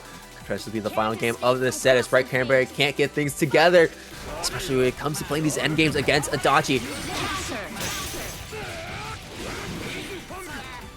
Yeah, we just continue to press right on through. So true, so true. Ooh, that's gonna be a big punish from the DP. Unfortunate for YOGAMEWIZARD. Not gonna be able to burst out of this. Dude, if there's anything that Adachi is terrible at, oh my god, it's that reversal. Keeps him humble, you know? Oh no! The easiest reversal to punish in the entire game, man. But wait, there's more! If you call now, you get an additional 2k to your combo. Sprite Cranberry couldn't let the Yumi just drop out of the combo and then just press another button, and you know what? It worked. It worked. You better leave me satisfied, Grim Reaper. Ooh, man. That's why we haven't seen infomercials. Sprite Cranberry's been busy with all of them. Just easy like that. Slap chop. Slap chop. Stick your vegetables in there. Slap chop. And just a few chops, and it's all diced up. But yeah, Sprite going to be getting that game 5, whether YOGAMEWIZARD wants it or not. However, we'll be getting a nice combo with a 2-1-4B to pick up off the ground. BZO going to convert into the Yumi.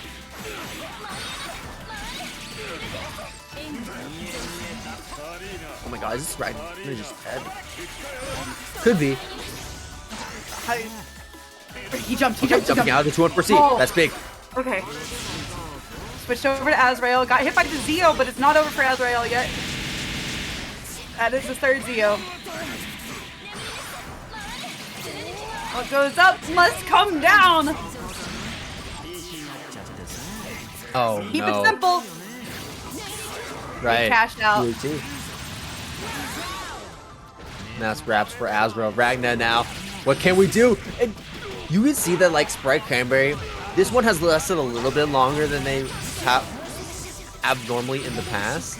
But Sprite Cranberry, you can tell, has not been able to play the game because we're at level 1 Resonance still. Yep. Yeah, just still at the level 1 Resonance. Haven't gotten a pop. The Resonance meter still sitting at 5 because you've been having a whole block. Our system works with this feeling just some type of way. They're like, yeah, sure. We'll throw him a bone. I mean, Adachi just isn't a great character in his own game. He is a pretty good character in his own game, but I guess they don't think so. Like, he's not good enough, actually. He could be better. Oh my gosh, it's a Seth. I've only gotten sharper with my age. Can't escape from crossing. Yes, that is true. Akihiko does have Mazion.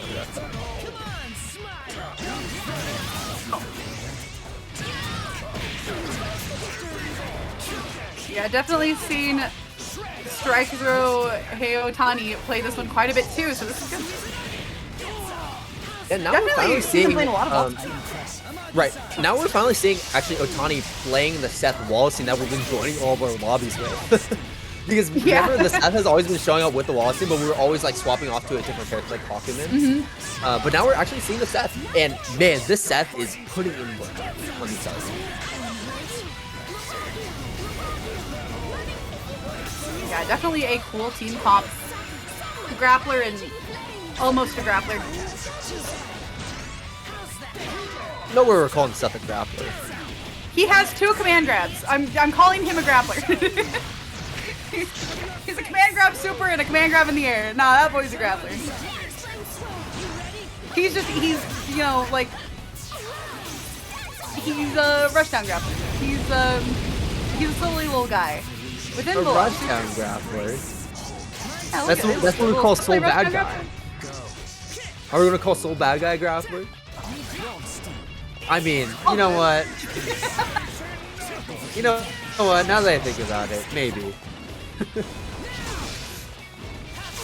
If it was just 1 command grab, I'd be like, I won't even think about it. But that's 2, and they're both pretty big parts of this kit. He's man. Now that I think about it, is like Akiha. Is Akiha from Melty Blood a grappler? You know how with cards, this is a there are very important hatchbacks, question. which is like an in-between. Maybe it's kind of like that. Justice is all about. Maybe it's a little bit Sure. like that. You are right, Bumbachunga. Most KOF characters are grapplers. Actually, I think there are more characters with command grabs in the cast than characters that don't have command grabs. Everyone's a grappler. I mean, if you play them with the soul of a grappler. I mean, have you seen CF Ragna? Have you seen Central Fiction Ragna gameplay? It's literally 2A, 2A, throw, 2A, 2A, throw. I'm gonna stay quiet on this one. No, I want to hear your opinion. I'm just kidding. Strike Throwhei Ohtani here. Certainly throwing King Ninjas all around the screen. And very nice awareness of the side far switch. away as well. Attempting to anti-air with 2B, but it's not going to work out.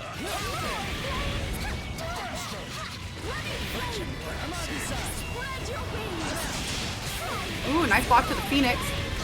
Yukiko is on level 3 fire, but definitely has room to grow currently. If she gets the opportunity to. For much longer, right? Because we have 4 bars, 4 double super. That should be Yukiko now dead. And Adachi, all is left. Full bar of health with Seth. It's going to be hard to make this comeback. And now the cross combo is going to be guaranteeing that we keep this pressure on top of King of Ninjas. Turn up the orb back there as well. 3 players on Strike Throwhei Ohtani's team. We got Seth, Waldstein, and that orb.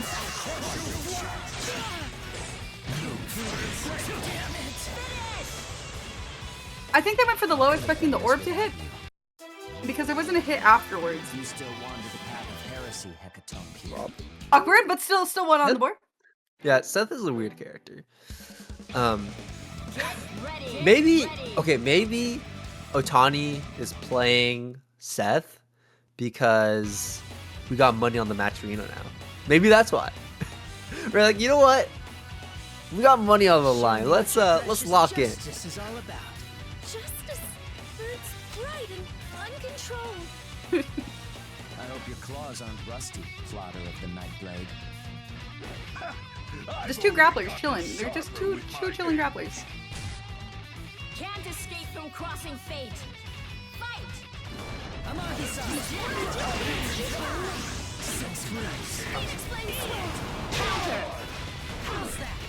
I know you mentioned Blazblue cross tag battle is a really good spectator sport, but especially at the very beginning round start, whenever you have all 4 characters on screen at once, and you have to see which ones are lit up so you know who's there. It can be a little tricky as a spectator. Definitely a fun one to watch, especially whenever it happens so quick and early on as both players try to take advantage of that screen to gain control. Very nice. Oh, good pickup with the orb as well. I told you that's a whole extra character. We got Seth, Waldstein, and that orb. Pin up another one. Yeah, so I'll have to block. That is going to be a confirm with the super, taking out Adachi, leaving King of Ninjas with solo Yukiko still at level 3 fire meter. Yeah, doesn't have a ton of resources with her right now, but she does have the ability to heal herself, and definitely something not to be counted out or to be trifled with, and could be a potential issue. Yeah, as we're seeing right now. I'll say the healing does end up being more of like a band-aid solution because Yukiko does have one of the lower health totals in the game. So it's more like kind of remedying an issue that she already has. It's so true. It's just a slight fix to the problem. And you can tell that Ohtani is playing pretty careful around those firewalls right there. Normally, Ohtani likes to be very aggressive by jumping forward and just going for these big buttons. But you have to be careful about not getting hit, because if you get hit, this is what happens. Even though we had very little health to where probably even like, you know, level 3 Yukiko would have killed. That certainly was something you don't want to get hit by when you're level 7 like that. Like, if you had even more health, it still would have killed. So Ohtani playing as careful as possible, as careful as they could, but especially when they take up to the air so often, it does give King of Ninjas many opportunities to anti them. Get ready. Indeed, this is going to be, that does put Strike Throwhei Ohtani at set point in winners finals currently. King of Ninjas sitting 1-2.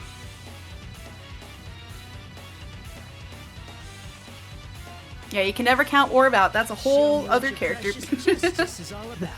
Justice burns bright and uncontrolled. I hope your claws aren't rusty, plotter of the Nightblade. Letting the interest play out yet again. Gotten sharper with my age.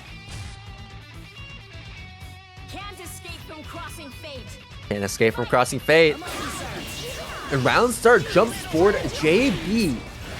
Will catch that Waldstein, running to the other side with Adachi into Azio, tossing it to Yukiko and tossing it back, tossing the Waldstein back to full screen. Nice confirm, a weird little reset there. King of Ninjas trying to make it work as best as possible. Looks like get away from them. Waldstein does have a weird hitbox. That is something that they're having to contend with quite a bit. Even though they are a bigger character, it's still kind of awkward with some of the combos that I'm sure they're used to doing regularly. First attempt, but King of Ninja's completely outside of that range. But wait, there's more!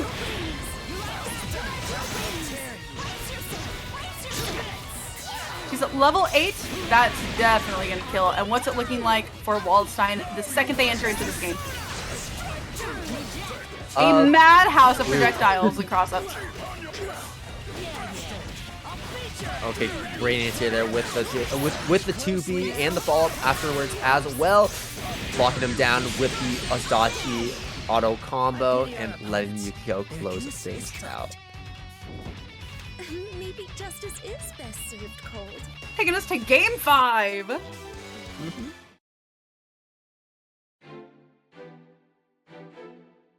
To be a grappler, a character needs to have a command grab as their bread and butter mix-up. I suppose so. I feel like, yeah, I can see that being a decent description for a grappler, yeah. Yeah, because I definitely think some characters can have command grabs, but you not use them as frequently. Get ready. I think that's a fair argument. I see you, I see you. Your grappler is a character that has a variety of command grabs that can be used to either open up the opponent or work with them in a beneficial way. I don't know if variety of command grabs is really the best catch-all though, because think of like Potemkin, right? Potemkin only has Pod Buster as his command grab. If you want to count HPB as well, I don't really count HPB because it works. Let's be real, it's not really a command grab in this general, in like the regular sense. Yes, Mika is the grappler. Anyway. Mika is in fact a grappler. I mean, come on. You gotta look at those. Look at the things she has on her hands. Of course, she's a grappler. She's not a grappler. Actually, she's a set play rushdown. She's actually a zoner. I'm joking. She's a grappler. She's a kind of grappler. Ooh. I'm getting too stuck up on that topic. Here you go. Waldstein bursting in, keeping that set alive, especially because that Yukiko is now at level 9 fired. So, even despite having all this health, you still have to play very careful around that Yukiko here, especially at that full screen range where she can just pelt you with these projectiles. Yeah, Kingdom Ninja's doing a good utilization of Phoenix to also get that fire level up while still keeping the lockdown on Waldstein.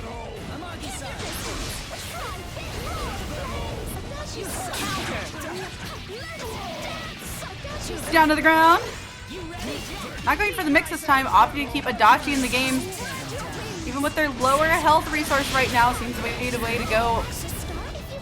And using Zio to keep locked down once again. Yeah, Ohtani respecting these air options from King of Ninja, but arguably could be playing a little too passive against King Ninja in the air, because King Ninja is just, you know, constantly pelting with these anti-airs, pelting with these air-to-airs, and locking them down as he falls behind it. That's going to ruin it. So true. And J Gotcha BZ, thank you so much for the direct contribution of $20. Here's to BBTAG for another whole year. So true. So true. Now $140. That means $28 you could get if you get third place. So, hey, y'all have $28 on the line. Are we playing for vibes or are we playing for the win? But no, TNS vibes always immaculate. And I know both these players are having the time of their lives right now, playing their favorite game here in the form of a BBTAG.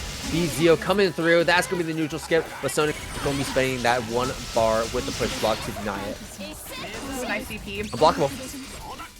Yeah, so if you get hit by a DP in the air, we haven't seen this situation come too much, but so I neglected to talk about it. But if you get hit by a DP in the air, it is unblockable.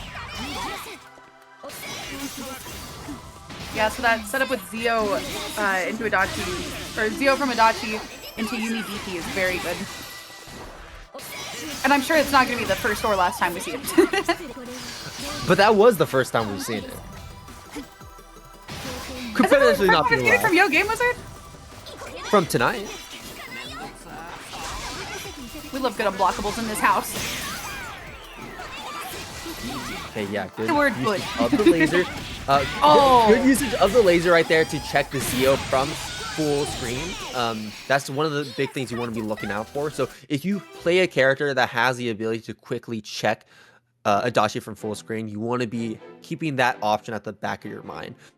Be with her 236A, for example, could be quite useful for that. And in that instance, Heart with her laser is another good way to just check the Adachi and keep them honest.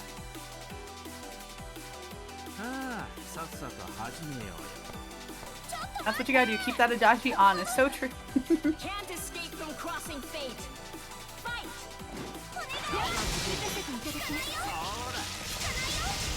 BCO, Sonikun just respecting it. Using the homing dash to capitalize off of that situation. Immediately afterwards, okay, almost happy birthday, Yumi falling right out of that combo though. Ooh.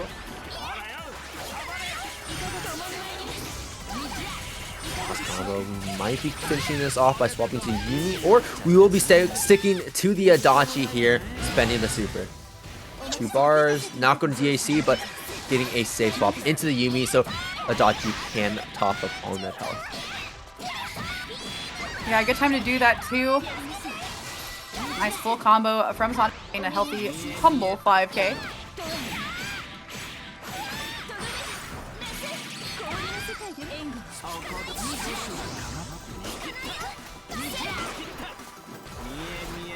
YOGAMEWIZARD being incredibly aggressive with this team. Sonic shaving it down just a little bit, leaving us with only Adachi. Ivane immediately going for the instant overhead. That's the okay. That is. I was about to clock that, but Sonic did it way too. But here we go, cross combo. We have plenty of meter. That should be it. And shout out to Training Mode Network for the raid of 41. We are playing some Blazblue cross tag Val here tonight at TampaNeverSleeps, and we're currently in a losers semis between YOGAMEWIZARD and Sonikun. Sonikun currently with a 2-0 lead over YOGAMEWIZARD. Yeah, Sonikun currently sitting pretty. Let's see if they can keep that lead or if YOGAMEWIZARD can switch it up. Can't escape from crossing fate. Fight! Just immediately letting that cross combo rip so that we can control both sides of the screen. Oh, there it is. See, that's the homie dash coming through. You just delay it just a little bit, so no matter what side Adachi chooses to protect to, you will be chasing him down.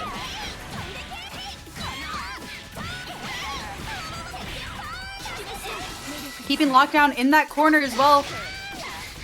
What a call out! Oh. So always on top of it when it comes to the reversal sense here. And that's going to be the BZO to take heart to the other side of the screen, and that's going to be the burst. Very understandable. We want to be keeping that heart alive because that is truly the bread and butter of Sonic's offense. I like the usage of that super as well, walling out the Adachi, getting a decent amount of damage on that character as well, and just keeping that Yumi at bay for just a little bit longer, as still though getting caught. JB into a throw attempt, but that will be tech. Sonic not going to be going down just yet here with this S, respecting the AZO. There's the fireball coming through. You cannot charge BZO when we have 2 bars as S. Yeah, doing a really good job of pushing through the persona as well to single out Yumi. Yeah, great start from Sonic, making that one 3-0. Analyzing damage. Holy! Taking I feel like they waited and saved all their energy for that one. I'm like, I've met this one before. Your name is no, it's not your fave scrub. It's Strike Throwhei Ohtani. Yep, I knew it. I know my cousins. My spirit burns. All right, back to the Hakumen. You can entertain me. Yep, true. Putting Seth on the back burner for right now and going back to Waldstein Hakumen.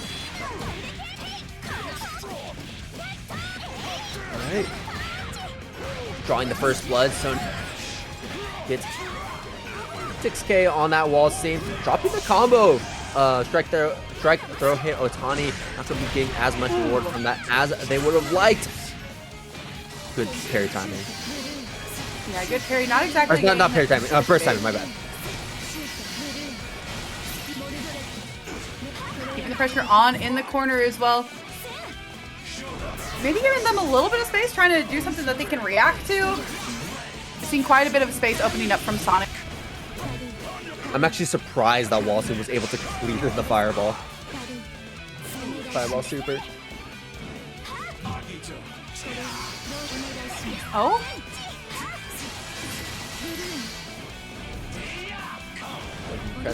Fireball, trying to close that distance yet again. Sonic's doing a great job of only doing things that are incredibly safe with this S right now. Oh, and just Hakumen's really still alive! Yeah, really just jamming these fireball supers as well. That have just been the thorn in the side here for Strike Throwhei Ohtani. And I love the way we jumped up in the air yet again to stall our drop down to avoid the anti-air attempt from Waldstein and hit him with a JC in return. Really clean stuff from Sonikun. I love the awareness in the matchup as well. Empty jump low. This might be it here for the Waldstein, but no. That's a burst bait probably.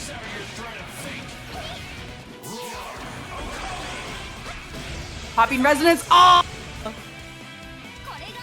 And Sonic taking advantage of every second of it, putting the first one on the board for them in losers finals.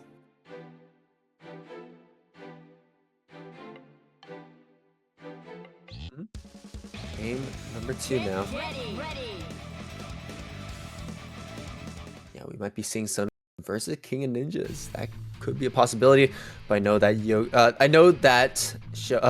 Strike Throwhei Ohtani. Where are they? No, hey, wait. That was it's like right? I was saying like yo. Same thing. I did not see that. I just had to remember who I was talking about. The classic 90s vernacular. Yo. I understand. But what was I saying? Yeah, Ohtani trying to get this run back against King Ninjas in grand finals as well. So there's multiple factors for both these players trying to take this win, but all three are in the money currently. So they're is you're just fighting for just a little bit extra on top here. Asking that side swap. I like the uses of the assist from Park as well, though, to interrupt them and potentially start a combo as well. Yeah, good corner carry, forcing Hakumen to jump, but it's going to be perfect for this scenario. Gotta be careful for these stray projectiles from Hard Ino, though. Nice grab tech. The fireball. Oh my god, we got smacked by the Waldstein. This is an incredible setup, too. Yeah, into the DHC. That's going to do a lot, but not quite, right? I don't think so. Wait. Oh my god. I mean, come on, look at me. I'm so good at this. Okay, Sonic, the pixel of health on that Hard Ino, but you know, it is getting a little bit better. Have her on the back burner, getting some of that health back. They might need to be set for Waldstein. He's got no health right now. Great reversal timing as well, hitting both those characters. Super yet again, it just continues to work. How do we do it? They got the counter, but because Ezra recovered after, because it did hit the Waldstein, it doesn't look like Ohtani had a plan for that one to work quite yet. Sonic up at set point. 2-0. Are we going to see another 3-0? If we see 2 3-0s in a row, that'll be really, really crazy. And I don't know if I've ever seen a BBTAG tournament where losers semis and losers finals had that same score with the same player. No, you're right. I don't think I've seen that in a while, at least either. I mean, it is a bit of a rarity for sure, but hey, you can tell that seems like we wanted a little bit more here. We want that money a little bit more. We've talked up the slap chop. They really want one now.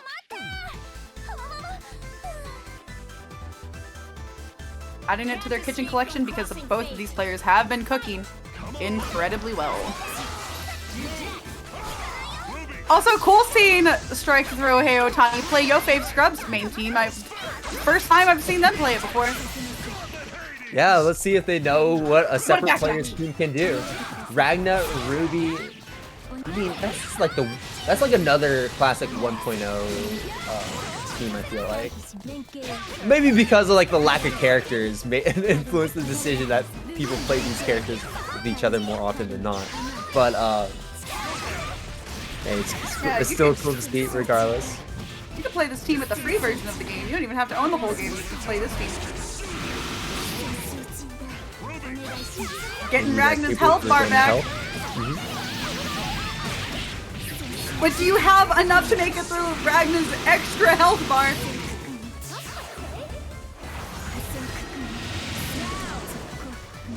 I don't know if we do with the S going down like that. Ooh.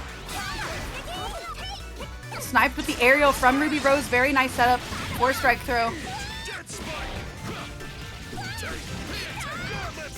Okay, it should be one more interaction after this one. For grab, I see you. The active switch, the so nasty.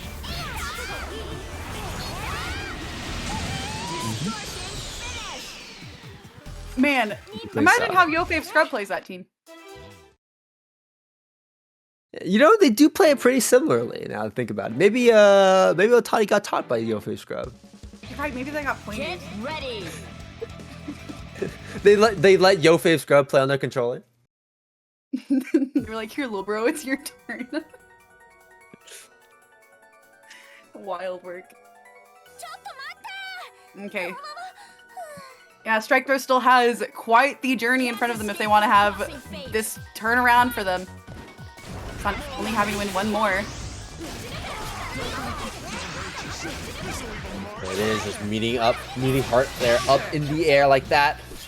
Interesting trade, but much more favorable to Ohtani there. Nice grab tech. What a fun little gauntlet Hades out in the middle of nowhere.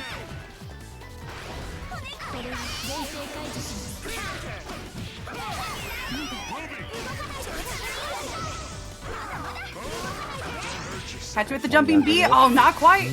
Nice. Tell there's a cross-up attempt happening, but couldn't see it through. Yeah, not quite. Things not looking so good for Sonic's part. Going ahead and putting her in the back, trying to get some of that health back. Speaking of some of that health back, Ragna's already almost got a full health bar again. Did they instantly getting that super. But that super is very difficult to actually punish, which is weird. It seems like you should be able to punish it pretty easily, but it recovers very fast.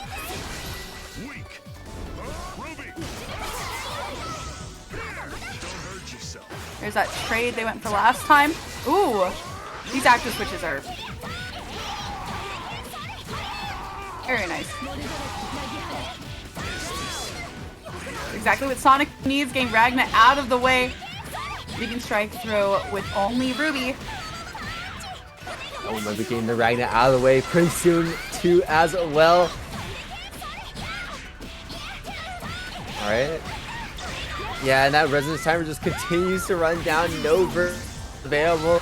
You just cannot get out of this.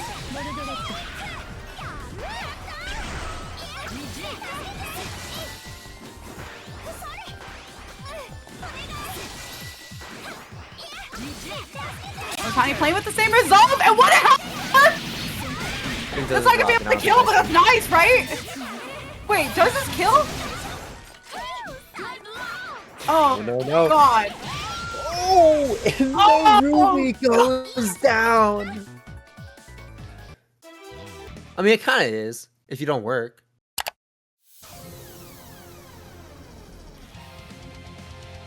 If you're full-time fighting game streamer, it's perfectly normal to be. Orie. But yeah, very true. But that's your job. It's true. I am lucky to play BBTAG at 4 a.m. West Coast time. Yeah, BBTAG, a game for the insomniacs and those with a regular sleep schedule. Grand finals here for TampaNeverSleeps number 4 Blazblue cross tag battle. Sonikun on the blue side of the bracket. King Ninja's on the winner's side. If Sonikun wants to take this tournament, we have to win 2 sets in a row. We have to get the 3 sets against King of Ninjas, and things are already looking pretty even. We see that Heart is at half health, but we do have some reasonable damage on the Yukiko and the Adachi already as well. And S starting this one off with a full stick of butter here in the top left of the screen. Full health to work with, and going to continue to maintain that full health bar as we find that super to connect on the Yukiko after she enters, and that Yukiko now out of the picture. All we have to worry about is this Adachi. Yeah, quite the upset as well. Chat mentioned it earlier, but this is a run back of a matchup we've already seen this evening. We did see Sonic against King of Ninjas winners semifinals earlier. King of Ninjas did take this one 3-1. Seen a little bit of a switch up from Sonic throughout this one, though, as they are putting the first game on the board. Let's see if they can keep that momentum going into game 2 of Grand Finals. Right. Things are looking a lot cleaner from Sonic after that first game, compared to the previous set, that is, right? Previous set, we did have like some flashes of brilliance. I think that's how I worded it before. But we gotta stay consistent all the way throughout. So Sonikun with this great start. Can we keep this momentum going? And I want to say we built up plenty of momentum coming in from that loser side of the bracket and doing so well, just outperforming all the players down there. So I have reason to believe that we could potentially see a reset tonight, and a potentially quick reset as well, if Sonikun keeps this pace going. Indeed, indeed. That being said, we are seeing a little bit of a repeat of something that we saw in game 2 earlier whenever we did see Sonic and King of Ninjas. Sonic definitely has to be careful of those Zeos. And I think just with that, it comes with being careful of your spacing. You want to be close enough to be able to hit them, but not close enough to be able to get hit. Wild work. Just as quickly as Sonikun dispatched of King of Ninjas again, number 1. King Ninjas is looking to do the exact same here against Sonikun. Find that one straight hit there against Heart and picking up S almost immediately after she enters the picture. King of Ninjas now getting a point on the board as well. Both these players going back and forth, but going very one-sided back and forth. These have been very swingy here. And yeah, no, I'm hoping that we're going to be seeing a pretty close game 3, but we could very well see another swing in game 3 where one player gets in the driver's seat and stays in the driver's seat for the entire duration. With these specific players, it does feel like whoever gets the first hit is going to be the one to finish out the round. So absolutely, absolutely. Currently sitting at 1-1. Game 3. This one's gonna be a good one. Justice is all about. Let's hope you're right here, Church, because this has been a fantastic bracket so far. We cannot be ending this off on a bad note. S going to be on point this time, though. A little bit different from how we've been playing previously, where we're choosing Heart to be our point character. S, generally a much stronger support character I find here in BBTAG, having access to pretty solid assists, great fireballs, pretty decent buttons as well. But unfortunately does not have that special sauce to kind of hold her own. Yeah, definitely something that she's going to have to rely on that Heart, I know for exactly. And you mentioned it, she's got a lot of really good tools to utilize as a partner, not necessarily as a D point. It is interesting seeing Sonic come out kind of early comparatively to whenever we've seen them pull it out. But they're going to have to rely on Heart, or rely on S incredibly heavily as Heart is out of there. Oh, but S has to follow soon after. King of Ninjas at 2-1. Yeah, I don't think there's any reality there where King of Ninjas did not kill with that combo. And that is going to be another point on the board to finally get the lead here pre-reset. Are we going to be... I think we potentially see a character swap, but no, instead we're going back in with the same characters here, Heart and S, the tried and true duo. And we're going to put Heart back on 2 point here to lead us off. Skipping the intros, wasting no time. There are other teams that I've seen Sonic practice, but ultimately this is the tried and true. I don't think they'd switch out for anything else up to this point. I think it also comes down to an honors perspective. Yeah, using that reversal shot to full screen. The fan actually connecting with the S as we go for those aerial fireballs. Jumping up, aerial fireball yet again, but this time Yukiko is in the blind spot. That's one of the big things you gotta be keeping in mind when you go for these aerial fireballs with S. You want to be hitting them on the ground, but if the opponent is in the blind spot and they have time to run into that blind spot, you're going to be absolutely rocked, as you don't really have very many air options to use to escape them anti-airing you, or at least taking their turn back.